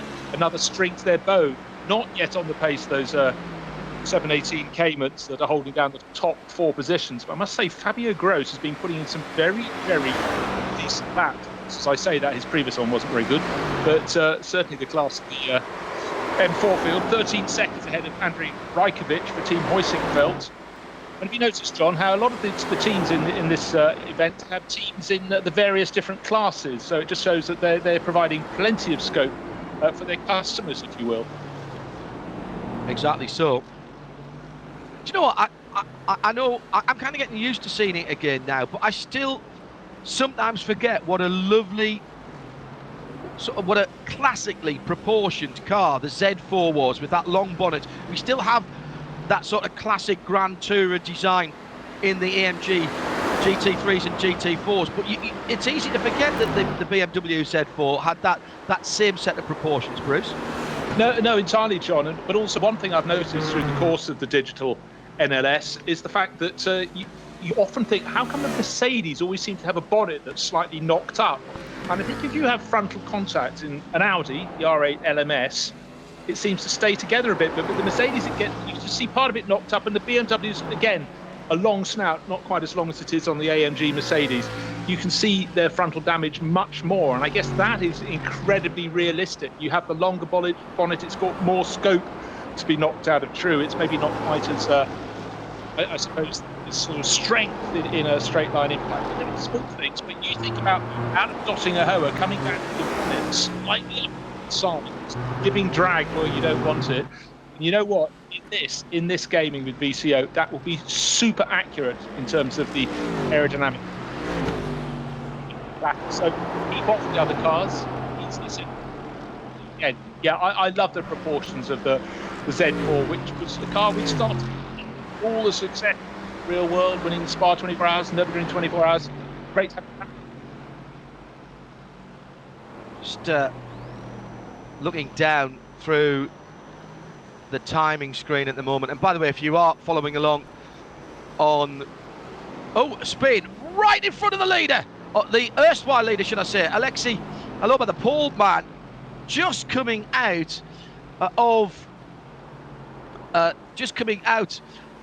the Schwalbenschwanz towards the end of the lap, and just riding that outside curb a tiny bit too much, and a real heart-stopping moment for the now 5th place former pole sitting and leading car of Alexei Aloma. Remember, he's driving on his own, so he's had to do an extra pit stop with no service to drive through effectively. He's got Marcel Markovits in his sights now, Bruce. Yeah, and the race leader, the effective race leader is Scott Michaels in 3rd place, because we've just had the top 2 cars, Team BMW Bank and WRT Audi, coming in. They are only now making their 2nd pit stops. They've done 2 batches of 7 laps. Bear that in mind. That could bring them in strong in the latter stage of the race. So 1, 2 and 3 will be 34 BMW, 11 Mercedes, and the man on the charge, the Vodafone Mercedes. And that could so easily have been taken out with that spinning car, John. Well, Kenneth Gulbrandsen is back in the Team WRT car, but that car hasn't moved yet. It's off to drivers right here. So Kenneth will rejoin Kaike Schubert for Team BMW Bank. And out, Scott Michaels goes across the line. Markovits goes across the line. Aloma goes across the line. And the 2 cars are still in the pit lane. We've got enough data now to make a prediction, Bruce, of 22 laps. So 8 laps to go from here. Now, I have a suspicion that we're on the cusp of 22 or 23 here, so another 7-lap stint is not going to be enough for those guys who have just stopped. That will not be their last stop.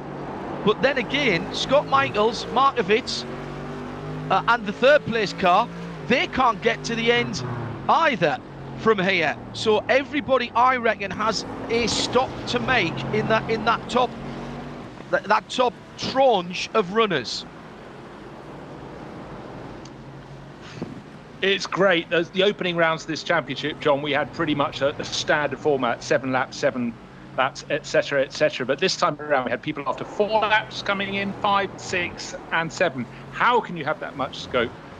But I think what we're looking at is a really strong run from Walkenhorst, but my money's still on the Vodafone Get Speed Mercedes runner. Top 4 cars covered by just over 4 seconds, but Aloma is the one who's likely to make the moves. In fact, he was a second a bit quicker than his rivals last time around. So you could say that Scott Michaels and Marcel Markovits are on borrowed time. Markovits has done all the running so far. And he's listed as having 2 teammates, new face Yves Volter and Michael Brautigam, who we've seen before, but who's a journalist, actually, very successful racing journalist in the sim world. But you'd have to say that Alexei Aloma, we know what he can do. He's shown it in the first 2 hours of this race, and he's only 4 and a bit seconds off the race lead. He's sitting very pretty, John. Well, I still can't work out who's actually got the advantage here. I suppose you'd say whoever makes the shortest laps pit stop. You know, that we've seen, haven't we, just how much difference, Bruce, it can make depending on how much fuel you have to put into the car, because that is an absolute.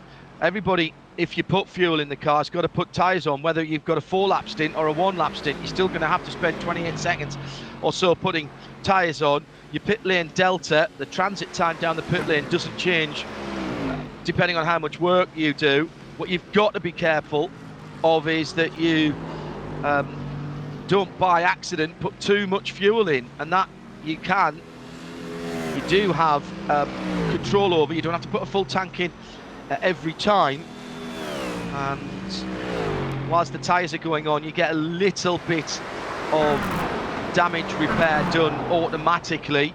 But again, make sure that you haven't got fix-all damage on it, otherwise you could be sitting there for minutes. Talking of damage again, John, just looking at the nose of Jack Sedgwick's HTP Mercedes, you can see that bonnet on the yellow Mercedes just jacked up a little bit, only a small amount. We've seen far worse in previous events. That might not be enough to trouble him, but it could be a little factor on that long run from Döttinger up that lengthy straight, the one real straight on the circuit here. He's trying his best to catch Kai Kashuba, who's just come out for the team BMW bank car. This is a car that was running different tactics to the others. Ran a shorter first stint, is going to have to do the longer latter stints, but here we are. We have just over 1 hour remaining in this 3 race. It's closing up, but well, let's see. Top cars coming by, well, nothing. 3 3/4 seconds, so it is closing. But the important thing, I think, is Alexia Loma getting closer and closer to the lead of the race all over again. If you look at effectively how much time you lose by pitting, it's between, depending on how much fuel you put in, because again, you can't stop and put fuel in without putting 4 tyres on. That's the regs. It's somewhere between 38 to a minute, 38 seconds to a minute, depending on how much fuel you put in there. Probably a little bit more, 40 seconds to a minute. If you go a minute from the leader, that takes you down to 9th position. So in terms of a pit stop gap, now obviously you're not going to get a full pit stop gap, because I don't think anybody can go to the end. I'm just having a quick look at the strategy at the moment. Anybody who stops... they've also 2 pit stops, John. They can't go to the end. No, exactly. You'd have to do 7-7-7. No, you'd have to do 7-7-8, wouldn't you? Yeah, you'd have to do 2 7s and an 8. And John, also on top of that, was Alexia Loba, one of only 3 of the top runners that did a 7-lap opening stint. Yeah, correct. Gil Branson, I think, did a 7 as well, didn't he? Yeah, he was running. He was promoted to 2nd place, and had been 2nd in the very early laps of the race. Fell back to about 5th or 6th, up to 2nd. But where's his car? It's down in 8th place at the moment, 53 seconds off the lead. But Jack Sedgwick is in 5th. Moments ago we had 10 and a bit seconds covering the top 5, so it's good. Yeah, I like it. Sammy Matty Trogan was another one who he started from the pit lane, of course. He did a 7-lap stint. Alex Arana, did a short stint, did one of those 2-lap stints that we've seen them do before. Then he did 5, and now Sammy Matty's back in the car. I've got a feeling they should have done one more lap before Sammy got into the car. Then they would have done their last pit stop, but I think they're going to be a lap short here. Also just done a pit stop was Adrenaline, and they've done their 2 driver changes. Gilbranson and Bertolotti, yes, Gilbranson's back in that car, so they've done their 2 driver changes. Team BMW Bank has got Kai Kashuba behind that, so they've had 3 drivers, so that's 2 driver changes, perfect. Spengler, Niels Koch, and now Kai Kashuba, so they're okay there. Scott Michaels is in, so they needed to change drivers before the end of the race. So Scott has done what did he do?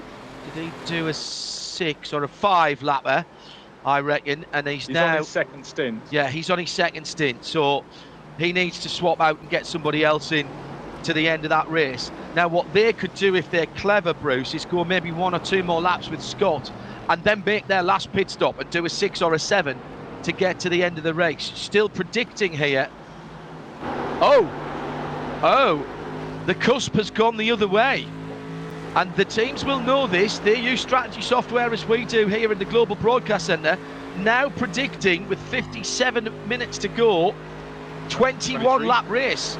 21 swung the other way. It swung the other way. All right, 21 lap race. Well, that really is interesting, and I must say, for Get Speed Performance, with that long 7-lap opening stint, means their latter stints can be shorter than their rivals, which is good news for them.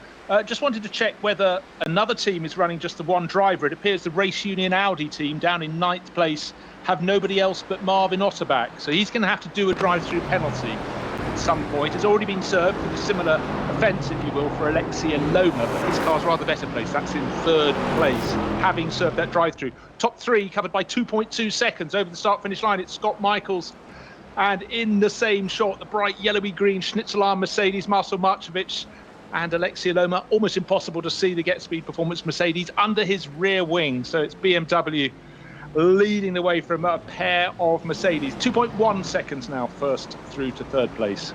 Cracking stuff. And this is where it's, it is unraveling now. It's like when you watch a 4x400 meter relay and everybody starts in their lanes with a stagger. And I always remember David Coleman, the brilliant athletics and football commentator.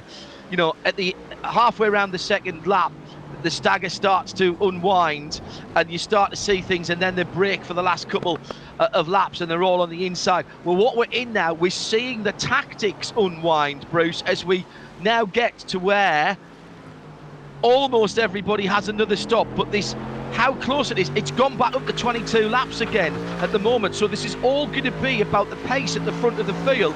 I thought we were on the cusp between 22 and 23. It appears we're on the cusp between 22 and 21 lap race. That would make it one of the shorter races that we've seen, but in this heat you can understand why the pace hasn't been there throughout these 6-7 lap stints, and nobody's gone for an 8-lap stint. No, but it must be said, what we've seen very clearly last round 2 weekends ago and now is once the track temperature goes over probably the mid-30s, in both races it's been over 40 degrees, tyre wear is it really falls away. They don't have the options they had before, and that's making it all the more interesting that Get Speed Performance managed to do that 7-lap opening stint. It really gives them a helping hand. The latter stage of the race, they can afford to do a stint that's a lap shorter than their rivals. And in terms of tyre life, I think that's going to be massive. But right now, Aloma has got to get ahead into second place of Marcel Marchevitz to make his life easier. I'm sure he can still go on to win from where he is.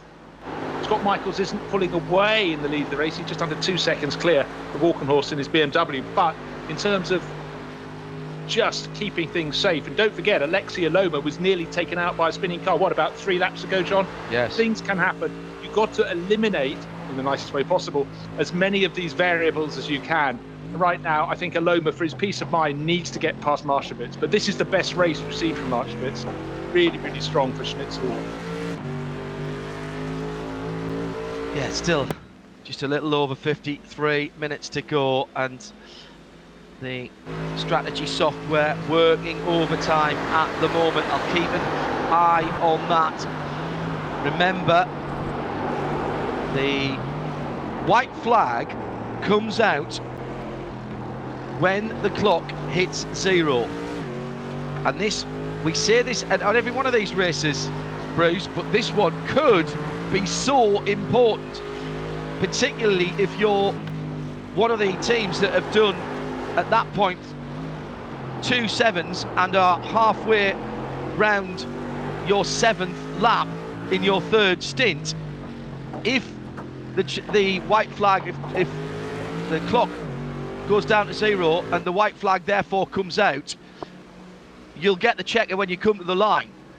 I'll tell you what though, John, if I was halfway round my 7th lap in the 3rd stint and the team hadn't let me know which way it was going, I'd be very cross with them, because by that stage even I would have worked out what's happening at the front of the race, how many laps it's going to go to.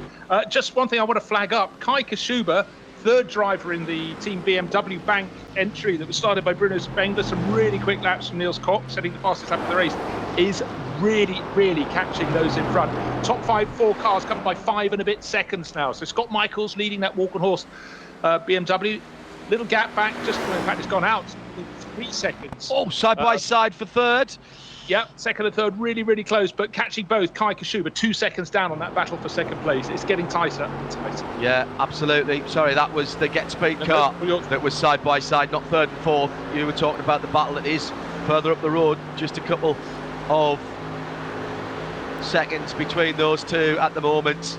The BMW of Kai Kashuba and Marcel Marchevitz. The Get Speed car is ahead of that. There he is. Then look at the draft. Marchevitz goes through. It was side by side for 2nd and 3rd, not 3rd and 4th.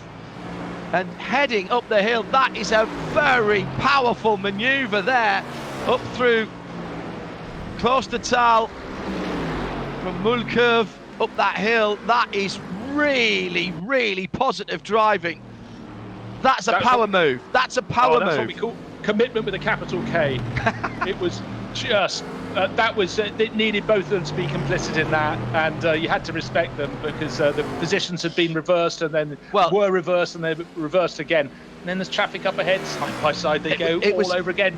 It started off with a great move from the Get Speed car, Alexei Aloma. There was a slight mistake by Marcel as he came out over the bridge and he put his wheels on the grass coming up the hill from over the bridge, which allowed, by the time that they got to Bergwerk, the red Mercedes ahead. So Bergwerk, it's all climbing up the hill, super quick up here. You want to put as little lock in as you can through Kesselchen and up towards the Mühl curve and then Klostertal. And the second of those cars, the Grello Mercedes, as we've been calling it, just getting the draft and going through. That is what I like to call racing room, being asked for and giving. That's really respectful driving, that, from both there, Bruce. It's one of the best moves we've seen. This is the 6th round of the championship. We've covered rounds 2 to 6, and that was two drivers who are now completely comfortable with racing in this championship. But these are two regular sim racers. Just got to be stressed. They've been doing it for far longer than the pro racers around them.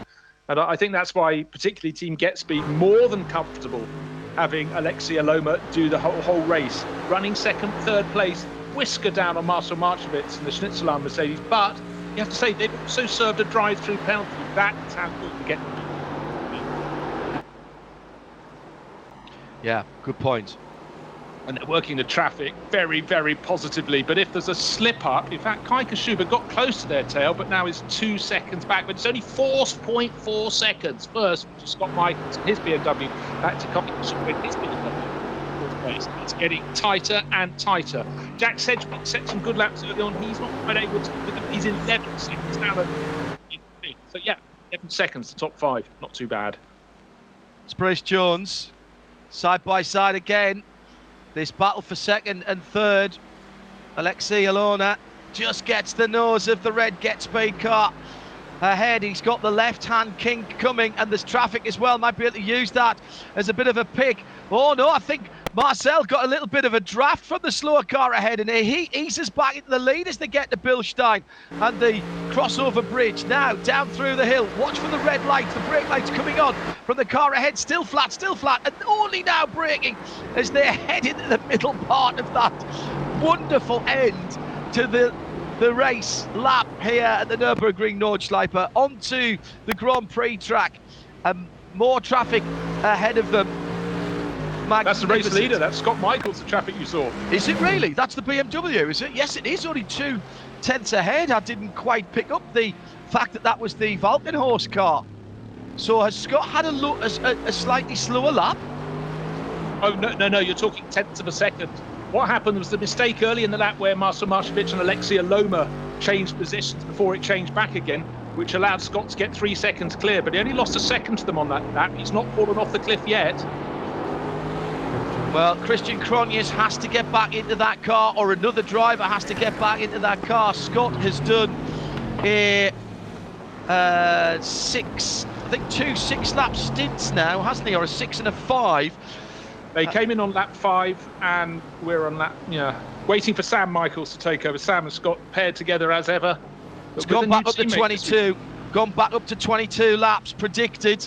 But that will change, of course, as these leading cars take a stop, if they need to take a stop. That car, the BMW that we're talking about, Bruce, that has to take a stop because it can't get to the end, whether it's 21 or 22 laps. And it also needs to put another driver in it. So that has no choice. There will be another stop for the Valkenhorst BMW number 34. I'm looking at Alexei. I think he might. No, I don't think he can get to the end. Alexei can't get to the end, so Alexei's got to stop as well. The first car that has the chance of getting to the end is Jack Sedgwick, and now I think. No, I reckon that the 107 Team BMW Bank, they've done 7 laps. That's Kai Kashuba. Yes, Kai Kashuba is the first car, I reckon, if we only go to 21 laps, that can get to the end. Kai Kashuba. And if he's on if he's on fuel save from the moment he got in that car 2 laps ago, then he might even edge 8 laps out of that if he's trying to eke the life out of his tyres. Just remember, Alexei Aloma has made his 3 pit stops, but he did a 7-lap stint, another 7-lap stint. He can do it if it's only 21 laps. He did. Or did he do a 7 and a 6? I think it was 7 and 7. Oh, hang on. He did a 7, and then he came in for his drive-through. So that's what's confusing. No. Yes. Get Speed Performance are in the driving seat. They're also just 1.3 seconds off of the lead of the race outright. So they had that really good opening stint by Alexei Aloma, who handed over to Alexei Aloma, and Alexei Aloma took over the 3rd stint. So they've kept it consistent. Yeah, but I reckon he was in he did that 1-lap stint between 11 and 12. So I don't think he can go to the end, Bruce. Was it not between 12 and 13? But actually, even so, that should leave. Yeah, that still leaves him 1 lap short. Yeah. I know Stand by in the pits. Stand by in the pits. It's going to get busy. I know that Connery's listening. Can you give us the stint length on the number 2 Vodafone car on the graphic, please? We're getting ourselves a little bit confused about his drive-through and his pit stop, and he'll have the absolute on that. That's the number 2 Vodafone, what the stint length is at the moment. I'm sure he will, John. I have this image of Connery as like an octopus at the controls. So many things he needs to bring up for us to look at, and just does a masterful job. So wait to see what Connery can provide. But what I can tell you, first back to 3rd place, which is Scott Michaels via Aloma to Marchevich. It's under 3 seconds now, under 5 seconds, all in for the top 4 for Kai Kashuba. Under 11 seconds still back to 5th. So it's staying fairly even, but the pace at the moment is with Aloma, I feel, in 2nd place. Actually, fastest stop back is what in 4th place Kai Kashuba last time round did an 8-minute 1-second lap. But then catching one thing, John, in getting past is quite another that you've seen around the British track. It's going to be tight either way. It is going to be tight either way. It's back up to 22 laps, or it remains at 22 laps with just under 44 minutes still to go.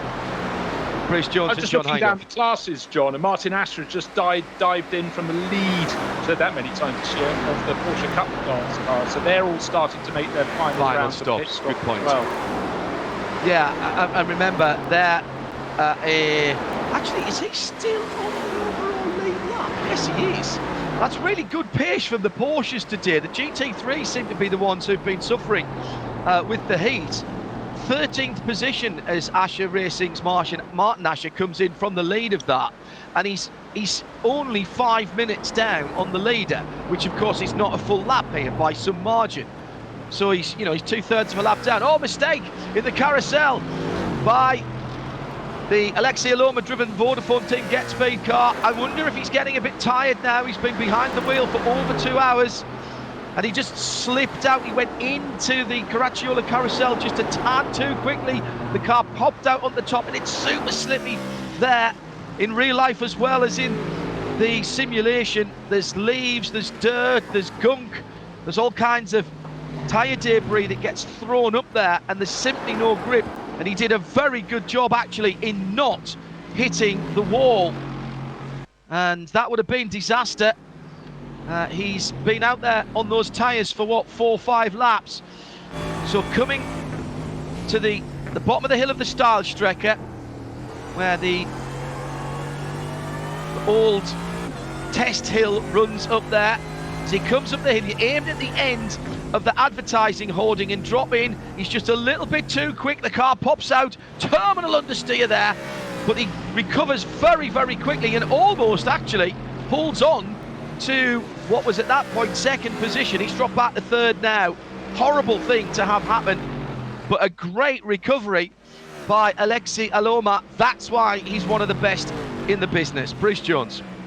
Well, a great save. So it's yellow ahead of red. It had been red ahead of yellow. Don't forget, Marcel Marchevich made a mistake 1, possibly 2 laps ago. Then we had the brilliant manoeuvre to get back round again, and they're having a fantastic scrap. But this is all meat and drink to Scott Michaels leading in the Walker Horse BMW.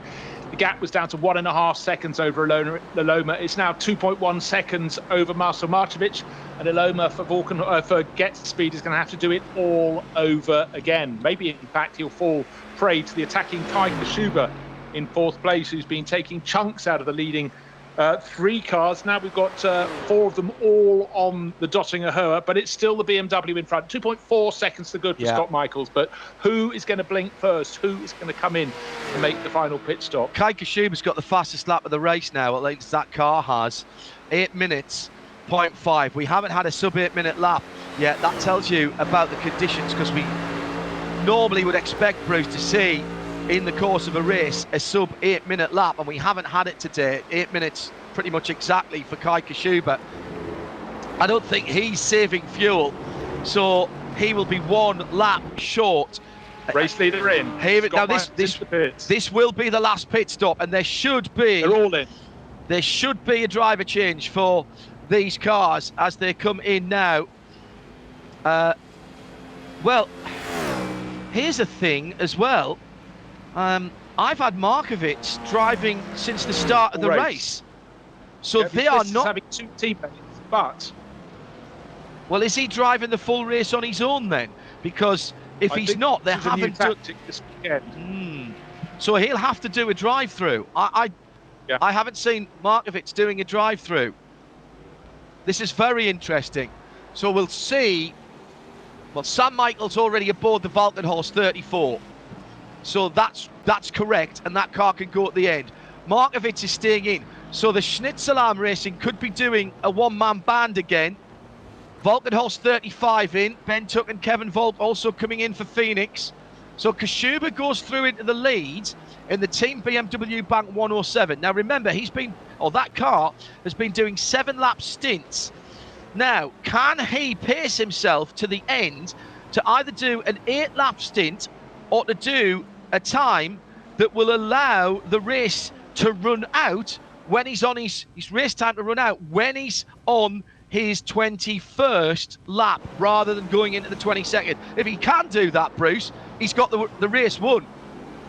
Sedgwick behind him can't go to the end. Sedgwick can't go to the end. Heading out for that 8th lap would be a voyage into the unknown. It might be one thing earlier in the championship when the conditions were cooler, but if you've got it wrong, partway around the lap, your tyres are literally falling off the car. You could go tumbling out of the top half dozen, I would reckon. You might be the race leader at the start of the lap, but maybe 8 laps is too far. Maybe I'm wrong. Drivers will be looking at tyre wear. They'll be analysing everything they possibly can. Their co-drivers, the drivers who just got out of the car, will be keeping them informed as best they can. And this is where a sim racer experience is going to be absolutely vital. Kashuba at the moment, if we look down the top 10, and this is why I love endurance racing, and I love it particularly at the Nürburgring Nordschleife because of the length of the lap. You really, it's difficult to eke out an extra lap. We'll get to the battle in 2nd and 3rd in the SP10, the GT4 category. Look down the top 10, Bruce, and if you accept that the guys that Kashuba are racing, who have just done quote-unquote their last stops, are going to be the Valkenhorst car of Sam Michaels. He's got 1 minute and 20 seconds on that car at the moment. So that's a pit stop. He can, depending on how much fuel he has to put in, and if he's only 1 lap shy, if he comes in with 2 or 3 laps to go, puts a new set of tyres on and a splash of fuel to get him for the extra lap that he needs that he hasn't got in the tank right now, then he might just be there or thereabouts. That Team BMW Bank number 107 might be in with a chance of the win here. Well, they know what it takes to win. The last 3 rounds have been a 3rd, a 1st and a 2nd place for them. Yes, there have been a couple of moments there, like the winning car last time out being disqualified, but 3 podium results in a championship as tight and as competitive as this shows they really do know their stuff. But it's worth reiterating yet again, if I will, that the difference is now that we're having high track temperatures. It really has required the teams to think on their toes. And BMW Bank, they were slow burners, but every stint their drivers are being quick. The fastest lap of the race was set by their car, with Niels Koch doing that middle hour of the race. middle of the three, but Kai Kashuba has just been putting in metronomically good laps. Also, Metro lap, they're similar to each other, but quicker than all of those around them. So certainly this is a good moment in the race for Kai Kashuba, but really it's what's going to happen. Well, I'd say the next 5 or 6 minutes defines what happens in this race. Yeah, agreed. And the battles down the field for podium positions as well still on. Zog Rensports, Christian Berg, Tom Valentini, who's been a real star in this DNLS this year. In fact, both of these guys have. We've mentioned their names a lot. We're used to seeing these guys at the sharp end of what was Cup 3, what is now SP10 as a combined GT4 field, with the addition for the first time in this series this weekend of the BMW M4 GT4. But the Porsche's still in the top 4 positions in that category. Sindre Setsas has just come into the pits, so Matti Sipilä will take over the core car. So Christian Berg and Tom Valentini may well be battling for something close to the lead, because they were only 1 minute 65 seconds behind. Now this is an interesting battle, Bruce, out on the Nordschleife at the moment, heading down towards the bridge at Adenauer. It's the Get Speed and Schnitzelarm racing car 7th and 6th, but this potentially could be for a podium position, and even with the BMW number 34 ahead of them, with Sam Michaels behind the wheel, this actually is almost a 3-car battle for the lead, isn't it? Absolutely so, John. So for Sam Michaels, that's worked very nicely. Took over from Scott Michaels, and again, it's really situation as it was before, that the 3 cars covered by 2 and a bit seconds, 3 seconds. But for Marcel Marshevitz, who seems to be doing a solo run, are we not still waiting that drive-through penalty? I believe we are. Hold on a second, let's scroll across my screen. They've done the 3rd pit stop, but that wasn't a drive-through. No. So I think, unfortunately for Schnitzelarm, much as they've been fantastic on the track, the hard work's been done by the car behind, because that also needed a drive-through, and it was Correct. a while ago during that 2nd stint. Yeah, I agree, Bruce, with that. If he is driving solo, there is a drive-through penalty to be served. Well, first of all, you've got to advise the organisers that it's a solo drive, and at that point, sometime during the race, you have to take a drive-through penalty.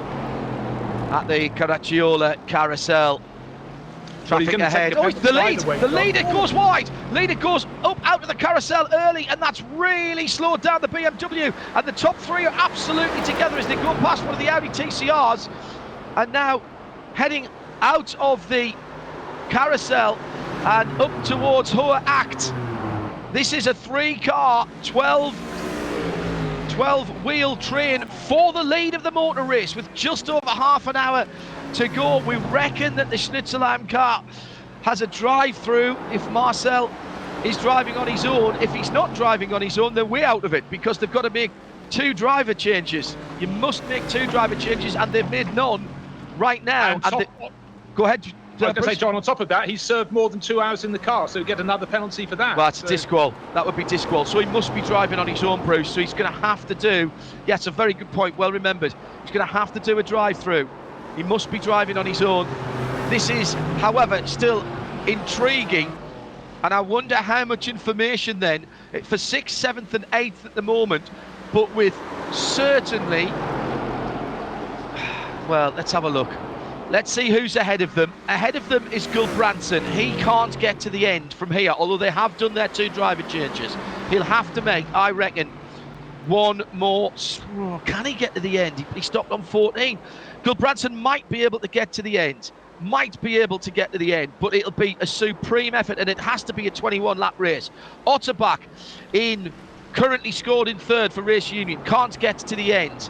He's another driver. Drive through as well, John. I was about to say solo. Correct, he's raced solo. Sedgwick is coming to the end of his stint, and Marvin Dingst will have to get back into that car at the end of this stint. Kai Kashuba could be going to the end, but even if he's not going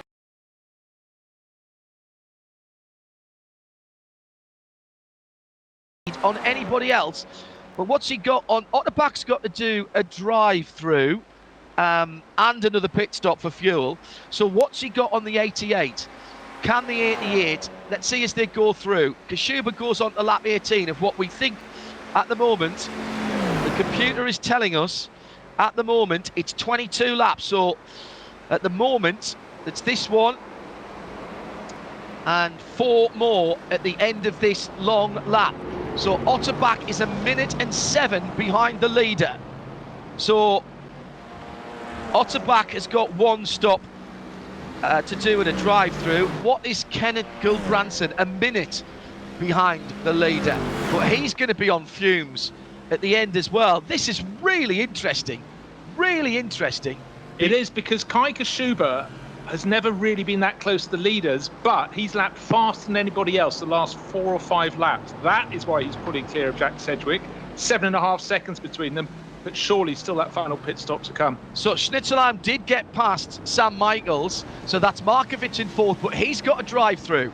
So the first car that we are absolutely 100%, I'll put the house on it only if the responsible adult would let me, which he never would, I reckon is Sam Michaels, the Valkenhorst Motorsport car, and then Alexei Aloma right behind him. Those guys can go to the end for sure, whether it's 21 or 22 laps. But they're 1 minute and 20 plus seconds behind. Kashuba can get in for his splash and go and get out ahead of them. He can get out ahead of them. This might be brilliant tactics by the 107 team, and we've seen the Team BMW Bank guys pull these kinds of tactics in the past. By the way, a quick word, Bruce, for the car that started from the pit lane. Sami Matti-Trogen back in that car to take it to the end. The 186 Marler Racing championship leading team up into 9th position. And Sami, well, if it's 21 laps, he can go at the end. If not, he'll need a splash. But most of the people behind him are in the same position. So I don't think he's going to be any worse than 9th position. No, he's got 2 of the drivers ahead of him, Marcel Markovic in 4th place and Marvin Otterbach, who's immediately ahead of him in 8th place to serve drive-through penalties. That means I think he'll get ahead of Otterbach, but it's all about just trying to get a few more points, because, of course, leading the championship, just desperate for everything they can gain.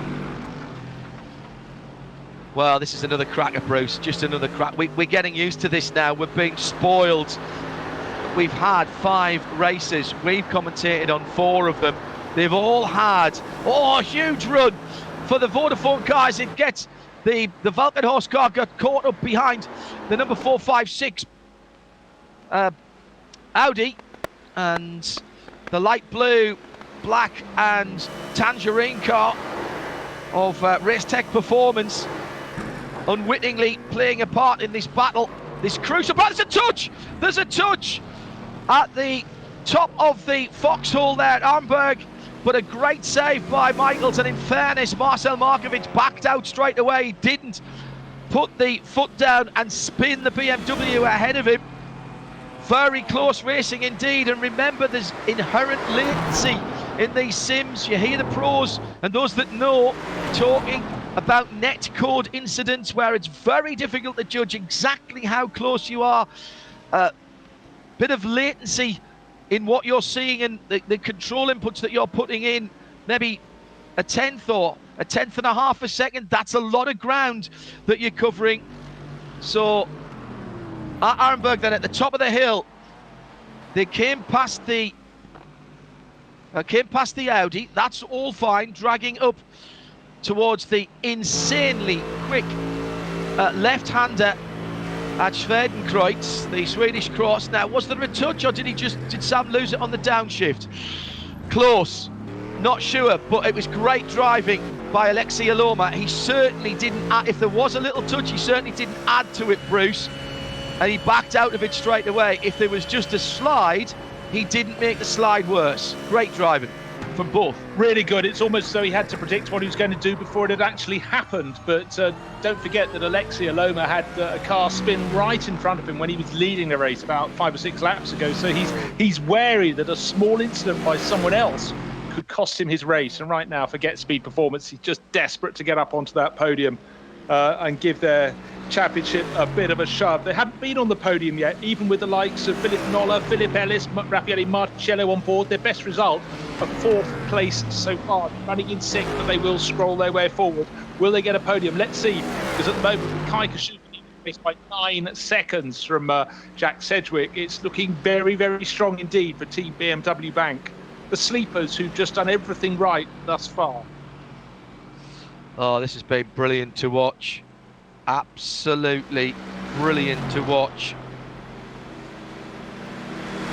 And still, we don't really know. We're having to make supposition, and again, side by side up the hill, and again the Get Speed car has the speed, and there's a position changed. Magnificent, magnificent driving from everybody concerned. As just great to watch. Fortunately, no traffic around this time. So again, through the carousel, we've skipped ahead, haven't we, to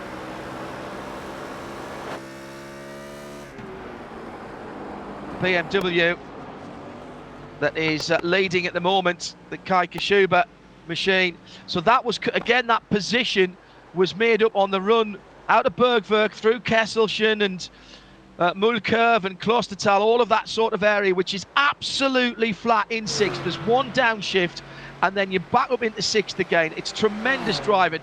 Here's Kai Kashuba on the Dottinger Hohe. Now, if this is you, Bruce, and you're leading the race, and you know that the next car that even has half a chance of going to the end of the race is Kenneth Gulbrandsen, and he's a minute back, and really anyone who surely does have a chance is nearly a minute 30 back, and that's the Vodafone Alexei Aloma car. I think you've got to come in and give yourself a chance, haven't you, to get some use out of a new set of tyres, because as soon as you put the fuel hose on, you're going to have to do. I think they're coming in this time around. He's coming in. He's going to do a splash. So it'll be 4 new tyres and literally 1 lap of fuel. Okay, for me, it means Get Speed almost have to go for that 8th lap on this final set of tyres rather than the 7th, because they've been held up in traffic fighting with Marcel Marcevic. Alexei Aloma, he's going to be tired. He's done the whole race so far, as has Marcevic. Marcevic will have to serve a penalty. Jack Sedgwick in from 2nd place. So you talked of Kenneth Gulbrandsen. He should assume the lead of the race in the WRT Audi. That's WRT1. But unless he does the same thing, because he's on the ragged edge as well. He would have to do an 8 lap to get it to the end here. Alexei Alomas, he's fine. He pitted at 17. Remember, he pitted at 17 along with the Valkenhorst car and the Schnitzelam car. So they've made their last pit stops. So, and they can go to the end, but they are, a minute and a half back from the first car that came into the pits there. So does Gulbrandsen, does he take the same tactical stop? No, he's going through. I beg your pardon. Body angle was such. No, he's staying on, but he has been running a different sort of sequence. What's his lap pace like? Oh, 8 minutes 7. They're falling away. I think he's saving fuel. Fuel. So Gulbrandsen goes into the lead. He did 7. He's probably going to have to do 8 at the end. I think he's saving fuel. We've still got a 22 lap prediction here as it stands at the moment. Kashuba's got about a 6-second lead having come out of the pits, because Marcevic, who has to make a drive-through penalty in Aloma, just crossing the start-finish line. In the background, Sam Michaels, 2 seconds behind them, but already the Team BMW BMW pulling away through the Grand Prix loop, looking to see how far he is visually. It's about maybe slightly less than 6 seconds, because of course he was coming slowly out of the pits, whereas those Mercedes of Marcevic and Aloma flat out down the start of the straight. Well, exciting sector. So at the moment, it's advantage, I think. Well, okay, let's give you what we got. 22 minutes to go. All right, let's give you what we think is going on at the moment. Gulbrandsen will have to do an 8-lap stint to get to the end, because he can't slow down enough to make it a 21-lap race. Reason? Kai Kashuba in the Team BMW Bank 107 is less than 7 seconds behind him, has a brand new set of rubber, and is fueled for a 22-lap race. So he can drive full bore all the way to the end. 3rd place, Schnitzelam, we reckon still has to do a drive-through, so he's going to be out of it. Vodafone Team Get Speed, Manfilter, HTP Winward, who had just been taken over by Marvin Dings, they've done all their driver changes, and those two guys, those two cars, along with Valkenhorst, Sam Michaels, they can all go to the end. So the gap between Kenneth Gulbranson, Kai Geshuber is 6.3 seconds, with Gulbranson on a massive fuel save. I don't think he's going to be able to do it, but he might try it. So if you assume that he's got to stop again, Geshuber is the actual leader when it all works out on corrected pit stops. He's got 22 seconds on the Schnitzelam car, which has to do a drive-through as far as we're aware. So then what's he got? He's got, it's just still 23 seconds on Aloma. So that's the gap. And then the Man Filter car is in probably a net third, with the Valkenhorst BMW in net fourth. Am I reading that right, Bruce? You are, but what you need to know is effectively Kai Geshuber is leading the race, and then Aloma, Dienst and Michaels are covered by, let's call it a second and a half. Yeah, absolutely. Agree with that. We will shed Gulbranson unless he really is going for something super, super bold. He's being caught. The race, but he's being caught hand over fist. He's not going to win. I wonder who he's timing himself back to. The problem is that if you accept that the Vodafone Team Get Speed car is the next car back that could go, the BMW Bank Kai Geshuber car will pass him on this pace. He's only got 18 seconds between himself. He's got 23 seconds between himself and the Vodafone car. And I'm not sure that even saving 23 seconds over the next 3.5 laps is going to be enough for him to get the extra lap in. So many ways, as they used to say, to skin a cat. It's been brilliant. The one thing that we have, we're going to have to remember this when we get back to the real world. Oh, huge dive down the inside by Marvin Dingst in that battle between the Get Speed car and the Man Filter Team HTP. Just didn't manage to get through. The Schnitzelam car actually working against the Get Speed car of Alexei Aloma, who, remember, has been driving the whole of this race. They're heading down the hill now to the hairpin before the bridge at Adana. That was a very bold manoeuvre indeed at Callenhard, way back up the hill. And still that little damage. Looks like it's getting a little bit worse on the right front of the AMG GT3. What we're going to have to remember, Bruce, when we get back to real world racing, and particularly when you get, into the NLS, is we don't have slow zones and code 60s here in this. So this is flat out from start to finish. There is really no respite at all for the drivers. 100%, John. I wonder how many drivers who are going to compete in the NLS are just watching this and learning as they go the different tactics. Yes, they'll be sitting at home in their darkened rooms, looking at the screens, looking at the timing screens, the main image monitor. They'll be learning from this, but it's so intriguing. What has really struck me in these past few months of 2020 is how much one can learn from sim racing. I'd have been quite snooty about it, say, well, it's only an adjunct to this, but it's very much part of real racing now, and I've been enthralled by this. What I'm aware of this race is that Marcel Marx has been so dogged in that Schnitzelam that I think really cost the Get Speed team. I said about 5 laps ago that Aloma had to get past Parker.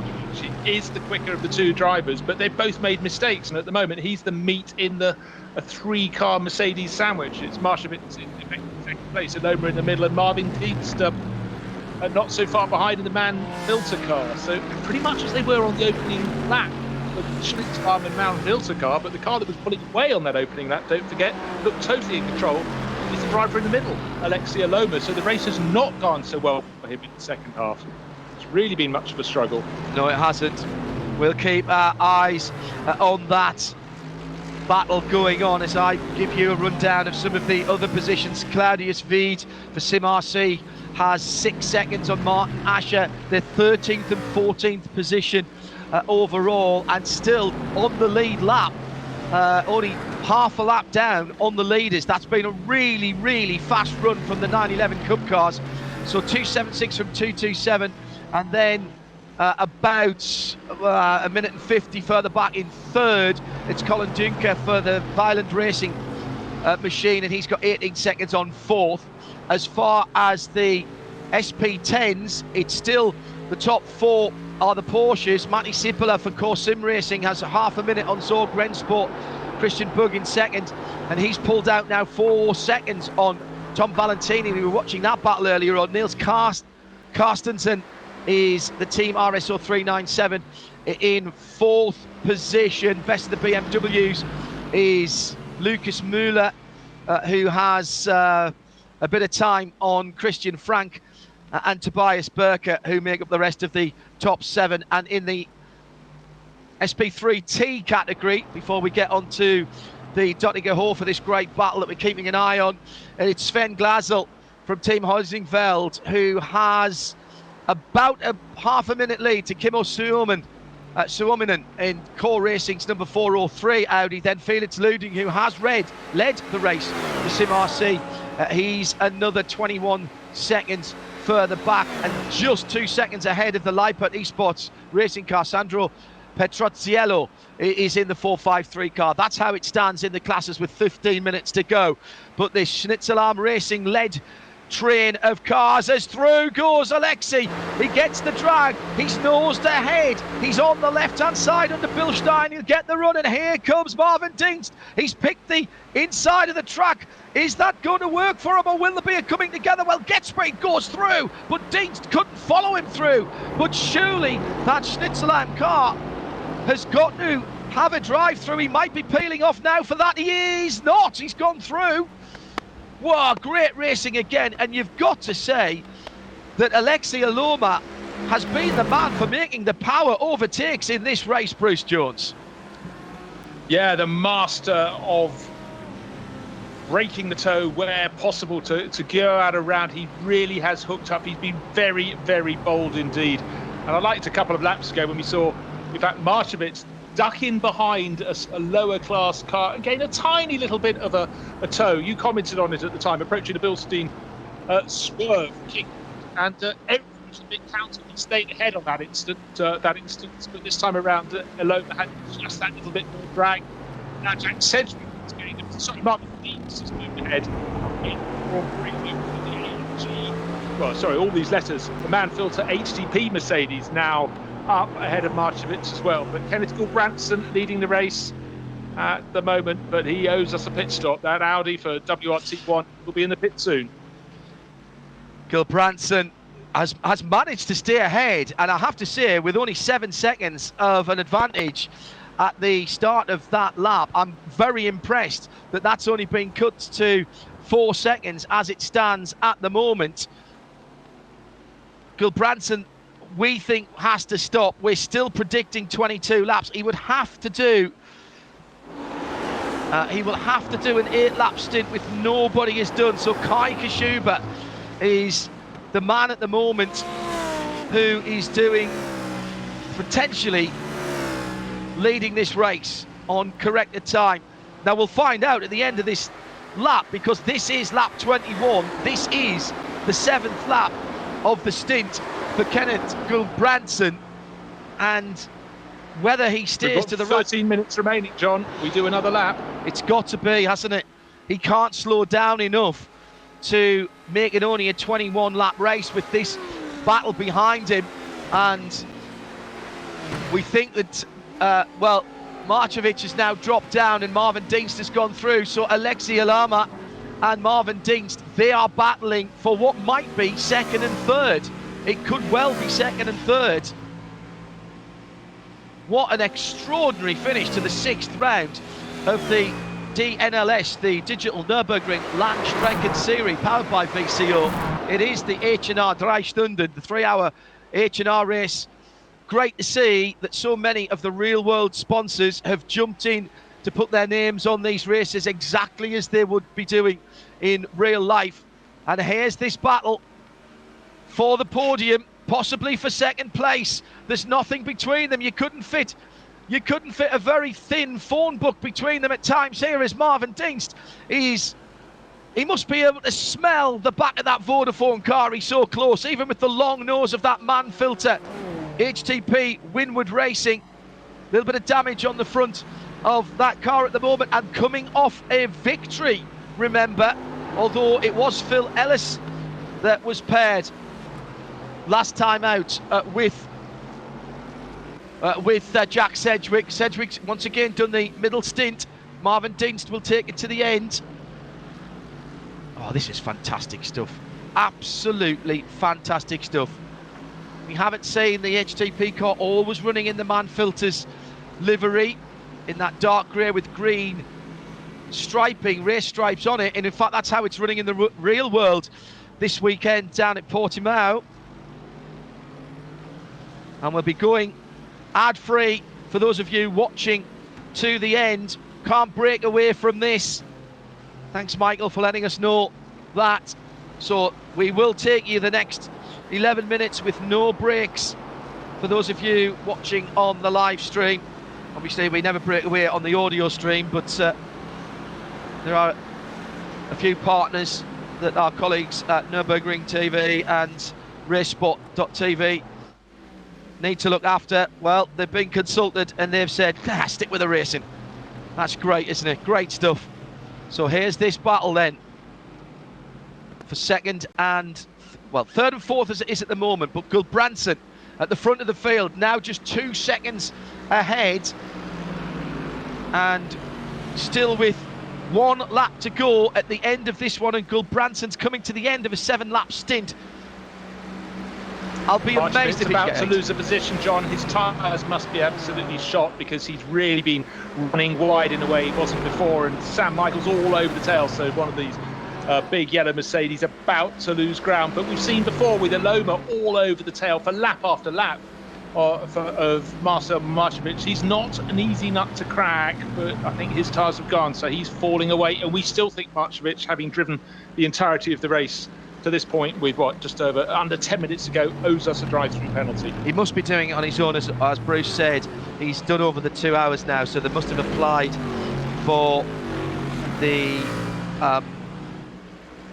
waiver to him to drive on his own, but that does mean a drive-through, and Alexei Aloma has done that, and he's got that out of the way. The GetSpeak team were letting us know at RSL_studio. The only thing I'm thinking about Gulbrandsen in that Audi, the E-Team WRT1, he's got another 23 seconds back to this battle for what is at the moment third and fourth. Has he saved enough fuel by driving a little bit slower at the front of the field? Has Kennett? Not in the last lap, John. He just banged in an 8-minute 1 second lap. Right. So well, there's the answer. He's going to stop at the end of this lap. Around. Yeah, exactly. I was just wondering if he thought maybe he might not get the win, but he could hold on to a podium. If he stops, I reckon he's going to be behind Sam Michaels by the time he gets back out. So he's probably going to end up in 6th, which will be net 5th. Still decent points.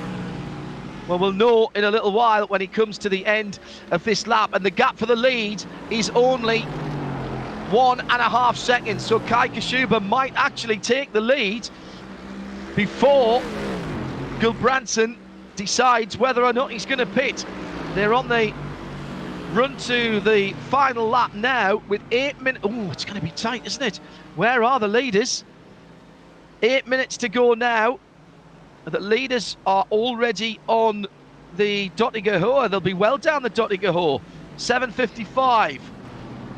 Now, does Gulbrandsen peel into the pits as this battle for what at the moment is third and fourth, and the GetSpeed car goes wide and round the outside. Now, that's interesting. I wonder if that was tactics. So do I, John. I think he wants to tow up the straight, but Correct. He's got to hang in there. Marvin Deans is starting to pull away from Aloma, but now Aloma's got the tow. I think you're quite right.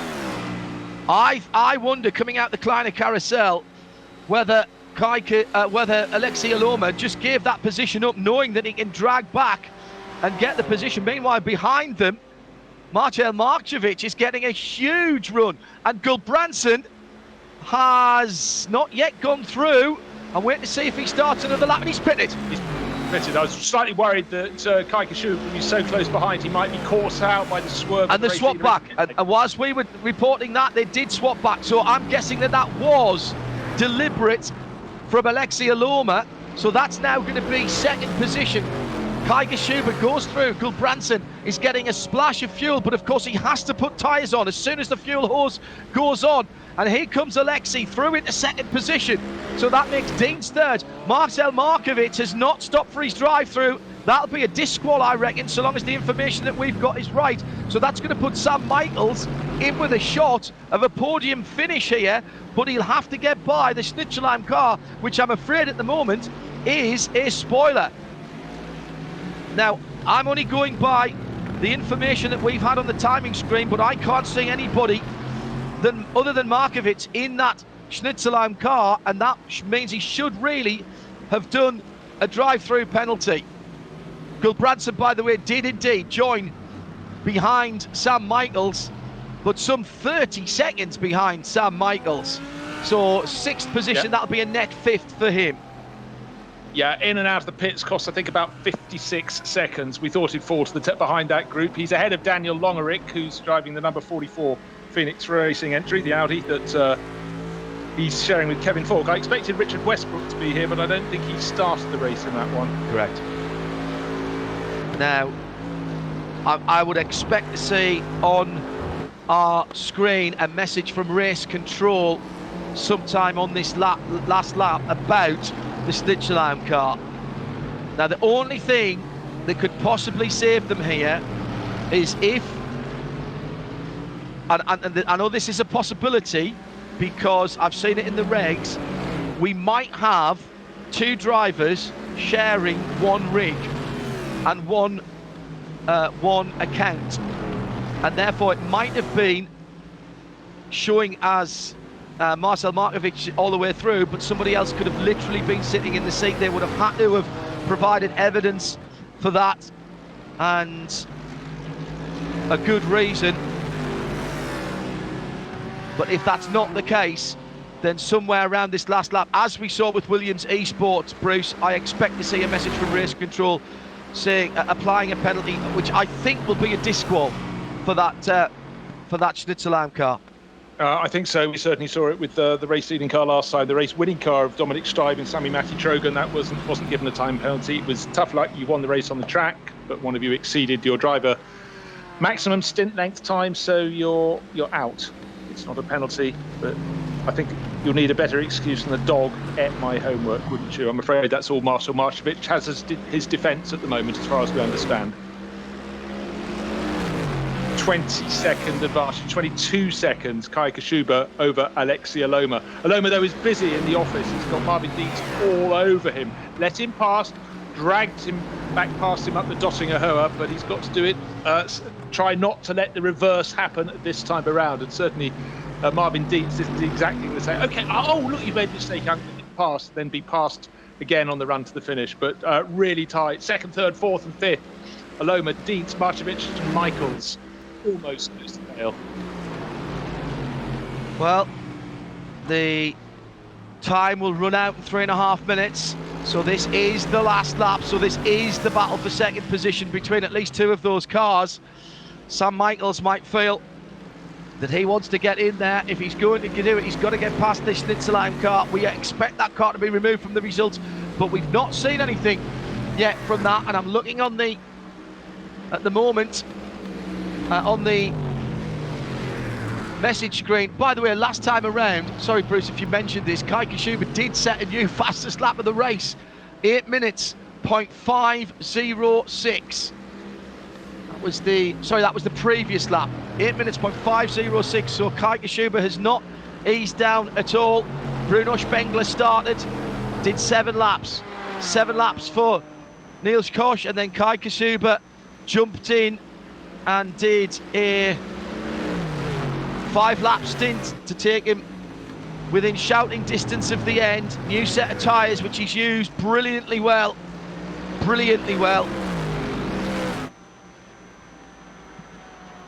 Well, it's quite beguiling, this battle for second place. Aloma still holding off the yellow Mercedes, similar Mercedes of Marvin Dietz, but Team BMW Bank just sitting pretty, 22 seconds to the good, and setting the fastest lap of the race. What more could Kai Kashuba do? but to give this team its second win in the last 3 outings. Oh, side by side again, going up the hill, but this time it's repelled. And Alexei Aloma, remember, who has driven the whole race, he had the penalty of a drive-through that he had to take for bonus points. Team Get Speed.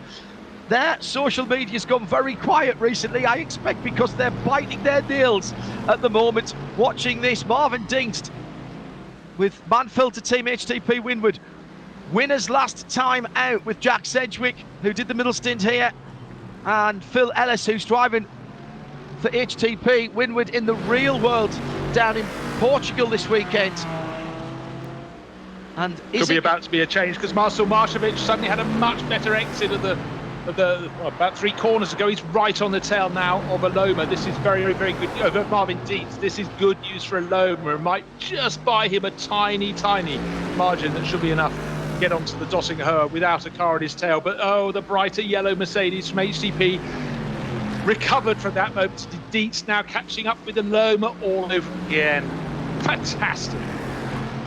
This is brilliant stuff from everybody concerned, and there will be more traffic before the end of the race.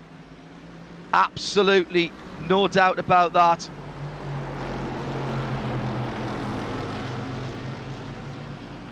Just worth pointing out that Alex Serrano is only up to 10th place overall for the Mana Racing team. Will pick up as many as he would have liked. He is the championship leader. He's missing his teammate Agustin Canapino, who's away this weekend. But right now, it's all about Mike Schubert and Team BMW. At the head of the field, Schubert with a 22-second lead. He'll be picking his way through traffic. He'll be hoping that he can keep his concentration going. But he's already getting towards the Döttinger as the battle for second, third, fourth and fifth, with Sam Michaels at the back there. The Valkenhorst car comes towards the Kleiner Carousel. Well inside the last third of the race now. The white flag has gone out. Time has expired.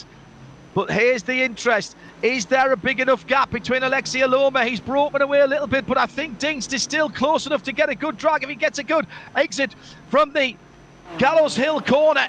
Immediately starting to move about the Team Get Speed car. That's going to cost him pace. He's putting steering lock in. Meantime, the leader comes to the final set of corners. He hasn't had to make a pass there. He could almost kick in the clutch and coast home from here. Team BMW Bank take their second win of the digital NLS Nordschleife Langstrecken-Serie powered by VCO. Team BMW Bank win it. The 107 car. Spengler, Niels Koch and Kai Schubert in that order are on the top step of the podium, and second is going to be Get Speed. A single driver, so that meant a drive-through penalty, and it's been overcome by the pace and the great strategy of Alexei Aloma. Marvin Dingst will back up a win last time out for Manfilter Team HTP with a third place on the podium ahead of Markovic finishing for Snitcherland. We're not sure whether that will be allowed to stand, because he, according to us, did not do his drive-through and sat in the car the whole race. We'll wait for confirmation about that. Sam Michaels in fifth. Gulbranson, 1 lap short on his fuel, will finish in 6th position. Very tight on the line for the HTP Manfilter's car and the Snitcherland machine. But I think that decision anyway will go to the Manfilter's car because of what we were talking about. Bruce Jones, once again, another strategy call as we'll wait for the class leaders to come in. And the guys, Claudius Veed will be along in a moment to win for Sim RC Cup. Well, his lead's been cut back to 6 seconds in the Porsche category. In GT4, Matti Sipula has half a minute on Christian Bug, and Tom Valentini's 23 seconds further back. The best of the TCRs, again, that's a 20-second win at the moment, or advantage for Core Sim Racing.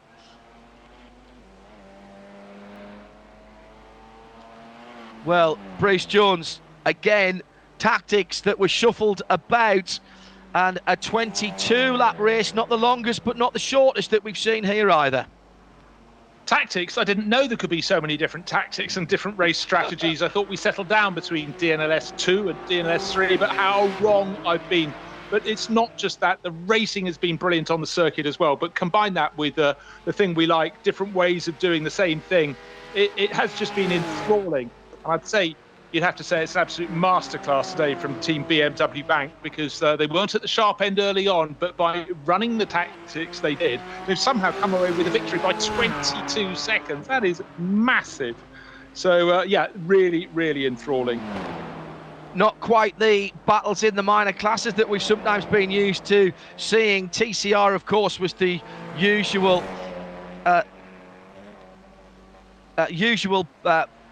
fright fest in some respects, with at one stage I think the top 6 cars, possibly even the top 7, within a couple of 3 seconds. But again, it's going to be the Sim RC cars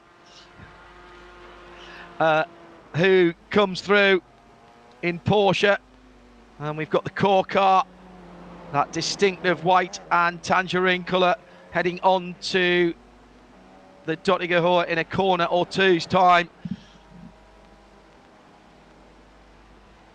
We've not seen so much of the supporting cast, Bruce, but with the action at the front of the field, I really can't fault our directors for making sure that we saw what was going on there. No, certainly not a crime. While we know there's brilliant racing in the other classes, I would say some of the racing today in the top class was the best it's been.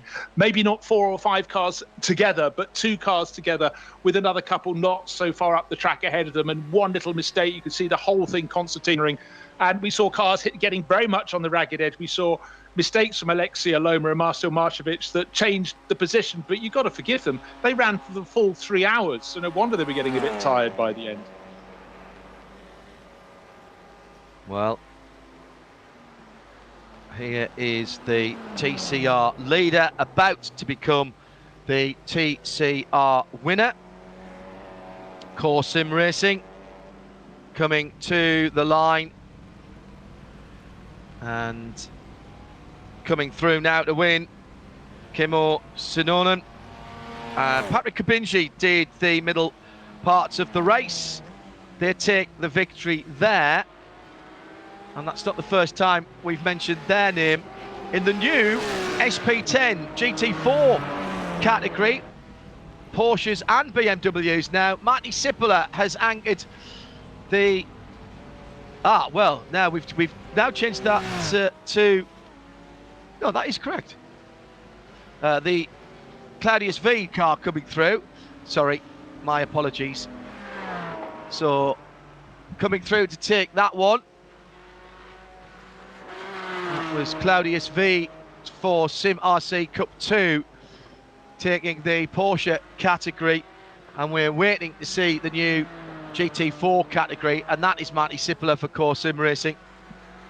So another great run for Sim RC Cup 2, and taking the Porsche class in some style, Claudius Veed and Simon Grossman. These guys have still got a little bit of a lap to go before we can call them across the line in the 303, which is the leading car in the Porsche and BMW GT4 category. Marty Sippola for Core Sim Racing 2, which he's shared with Sindre Setsas, to do the middle part of the stint, and Carl Janssen, who is the qualifying expert in that team, who led away at the start of the field as well. Interestingly, I've just confused myself there, because I had that car down as the 304, but that's the first time I've noticed that, because that's the first time I've looked at my team sheet from earlier on. There's so much to consider, John, but I was just sort of focusing on that victory. We talked about Kai Kashuba bringing it home, but Bruno Spengler, what a week he's had. You commentated on his championship victory in the IMSA series, and he's just pinged in a second win here. He's making a habit of talking to us. We'll just see this car over the line. I'm sure Bruno won't mind about that, as he's standing by for the for the interview. Just waiting for the Porsche to come to the end of this race and be the last of the racing cars home. Just under the Bilstein Bridge now. Bruno Spengler joining us in the Global Broadcast Centre. We're making a habit of this, Bruno. People are talking about us. I'm talking to you more than most people in the world at the moment. Hey man, how are you? I'm always happy to talk to you. Well, you're always happy to talk to me. That's a very nice thing to say. I'm always very happy to you as the Core Sim Racing number 303 does finish the race and win the new SP10 class with the BMWs in there as well. I'm always happy to talk to you. It means that you've won again. Are you making a habit of this? Do you get real trophies for this, or are you going to have a virtual cloud-based trophy cabinet built? I think at the moment it's virtual trophies, but whether they're virtual or real, they always feel real, and I'm super happy that we won it today. After winning the title in IMSA, to win here with my two teammates on a completely different format, on a completely different track. It's our second victory here, so it's something very special. And I really enjoy having Kai and Niels as teammates because they're amazing. I can learn so much from them, and I think we are a really good team together. And we pull each other forward, and also to have the support from BS Competition is something huge for us.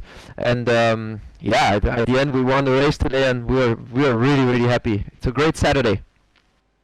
In the context of what we've seen in the previous 5 races, 22 seconds is actually a relatively comfortable victory. You weren't necessarily door handle to door handle with anybody on the last few laps. You did a really interesting strategy. You started the race having qualified with the 7 laps. Nils did 7 as well. Then Kai split the last 8 laps. Again, the heat out there affecting the tyre performance. So it wasn't the longest race we've seen. It was only a 22 lap race, and you guys called that strategy perfectly. Yeah, I think strategy was key today because it was super important to stay out of traffic. The tires were dropping quite a lot with the new tire model. The GT3 tires, they are dropping quite a lot with high track temps. So we had to try and stay consistent. And as you said, to do the 7 laps at the beginning, we thought about stopping early to stay out of traffic, but which a lot of other cars did. But at the end, we decided to keep going and then do 7-7, and as you said, split Kai at the end, which worked super well. Niels stayed pretty much out of traffic. Kai also had a really nice run, so it was, yeah, the strategy was definitely super important today, and to stay out of trouble, and again, be careful at the start in the first couple of corners, because you can lose everything there. So yeah, thanks to these two guys, they were super fast again, super consistent, and was a great result. And who makes that call, Bruno? Because you were only going to be a lap short on fuel, but you made sure that Kai got the best of you have to put a new set of tyres on if you put fuel in the car. So there wasn't really much point in coming to 1 lap before the end. So you gave him a 4-lap stint at the end to get the best out of those new tyres. Who makes that call? So at the beginning, as I was driving, Kai and Niels were looking at the numbers and looking at everything, and I think they decided together to do the call of the strategy, and then then after, let's say, a couple of laps of my stint, I think we knew what we were going to do, and then whether the last 2 stints of Kai were going to be 5 laps plus 3, or it was going to be 4 and 4, or it was going to be this was a little bit adaptive to the situation, but it was clear that we were quite early clear that we were going to do 7 and 7, and then how Kai's stint was going to be done, this was a little bit of a later decision, but yeah, I think Niels and Kai were really talking together and thinking together while I was driving in the first stint. Well, Nels has joined us now. Bruno, thank you very much indeed. Another victory. Well done, mate. Speak again soon, I hope. Thank you, man. Thank you, and always happy talking to you. Nils, welcome to the broadcast booth. Another victory. You had that difficult middle stint to do. Heard Bruno talking about the tyres there. 7 laps. That was the key to it today. You two doing the first 14 laps between you. Yeah, it was interesting today because most of the other teams were on a different strategy, which was basically the better strategy in terms of traffic. But we wanted to do something else because we were a bit down on top speed, especially compared to the Mercedes. So it would have been very hard to pass them. So we needed to do something else in strategy. That's why Bruno and me both took very long stints, basically the other way around what the other guys did. And in clean air, actually, you guys had a pretty good car. You also, I mean, your stint, I noticed you had a lot of traffic in your stint. And at one stage, you had to go past the TCR battle, which was, I think, six cars all having a great scrap. And it was really important that you got through that traffic really quickly and didn't lose any time. Yeah, that's one of the key things. I mean, the times here are very close, and you don't just drive 5 seconds faster than another guy here, but you can easily lose 5 seconds in traffic. So traffic is a very important thing here, and that's what you need to manage as well to win here. Well done, Nils. Have a great weekend. Hopefully speak to you soon. Thanks also to Bruno Spengler, winners at the front of the field. Let's take some of the class winners now as well, and the new GT4 category as it is now. Still a Porsche victory. The core team are with us: Carl Janssen, Matti Sipilä and Sindre Setsas. Let's start with Carl, who qualified and started the race. Bit of new competition for you with the BMW M4s this week, but I think the first 4 positions were still Porsches. Carl, how was that start of the race for you? The start of the race was fine. Got a good launch, and then was able to take the racing line through turn 1. The speed of the car today was very good, so we were able to pull away and get a gap quite immediately. And then from there on, yeah, it was just a run to the line. Sindre, you did the middle stint there in the core machine, and often that's where things can be won and lost. It's a really important time. You've got the leaders coming through possibly as well. Very hot temperatures here. Did that affect how you were driving the car in terms of how the tyres were performing? Yeah, there's been an update to this car, so the tyres now massively overheat instead of actually being on temperature they should be. So yeah, it's not ideal running around with almost 140-degree tire temp. That's Celsius as well. So yeah, it's just blistering hot tires out there. Yeah, it felt quite okay still, though. We seem to have a huge pace advantage on the rest of the field, so that was good. Also, the middle stint was chaotic as ever. Leaders coming through, making the moves I expect them to do, dive bombing everywhere, but I'm used to that from real life around here, so it's nothing different really. And Matti, you finished it off. You had the glory stint, had to keep the concentration going as well. In the end, finishing a little bit further ahead than we've seen recently of the Zorg Rennsport guys. Did you have an incident-free run to the end? Just keeping your concentration going, clearly.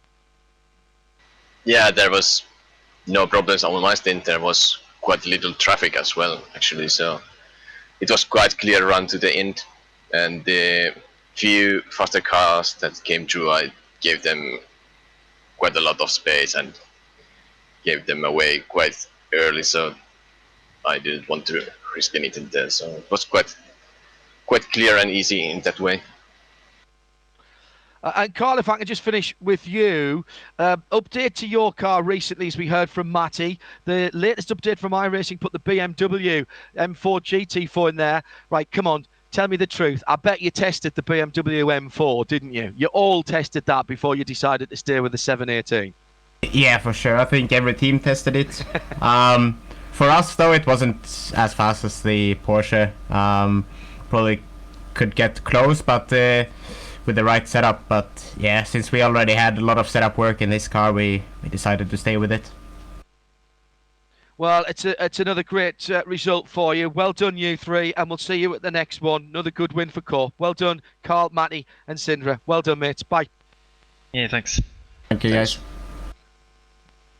So Bruce Jones, once again, some familiar names there that we were talking to, and I had to ask, of course, the question about that new BMW. Added some variety though into what is now a proper GT4 class and not just another Porsche Cup class.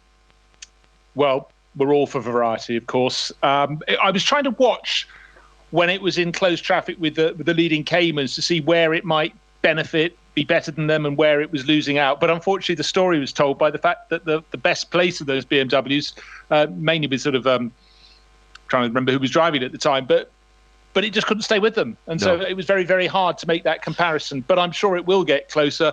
And it just made me laugh when you asked the question about, well, did you test the BMW? But of course we did. They're racing people, aren't they? So, I think it's great. And I'd love. Well, isn't there a big advantage as well, Bruce, in the virtual world? It's not like they had to go out and buy one and put a load of other kit on the truck and, spend time on it. They acquire it through their credits on iRacing and then they can do back-to-back testing. That is an advantage of the real world. No, exactly so. It just makes me laugh. The similarities between real world racing and sim racing, they're even greater than we realised. Yeah, they certainly are. Another fabulous race. Bruce, thank you very much indeed for joining us for round 6 of DNLS. DNLS 6 was the H&R 3-hour race. Congratulations to all of our winners. Tactics once again playing out at the front of the field, and tactical perfection by Team BMW Bank with Bruno Spengler, Niels Koch and Kai Kashuba for that 107 Team BMW Bank team, taking the victory by 22 seconds. You can almost say you could count on them. Sorry, couldn't resist it. We'll be back for round 7, of course, here on the Radio Show Limited network of channels and in sound and vision. It's the DNLS, the Digital Nürburgring Langstrecken-Serie, presented by VCO. Some real world racing for you later on tonight, 7 o'clock UK on RS1, RS3 and in sound and vision, www.radio-show.co.uk. Drop in for Nick Damon, Johnny Palmer and me as we talk about the 24 hours of Portimao. But for Bruce Jones, myself, engineer and producer in London, Tim Gray, and also the whole team, Michael and the rest of the team. Thanks to Connery as well for cutting the pictures. I'm John Hinoff. Thanks very much. Enjoy your racing weekend. It's the best of both worlds today on the Radio Show Limited network of channels. Bye-bye.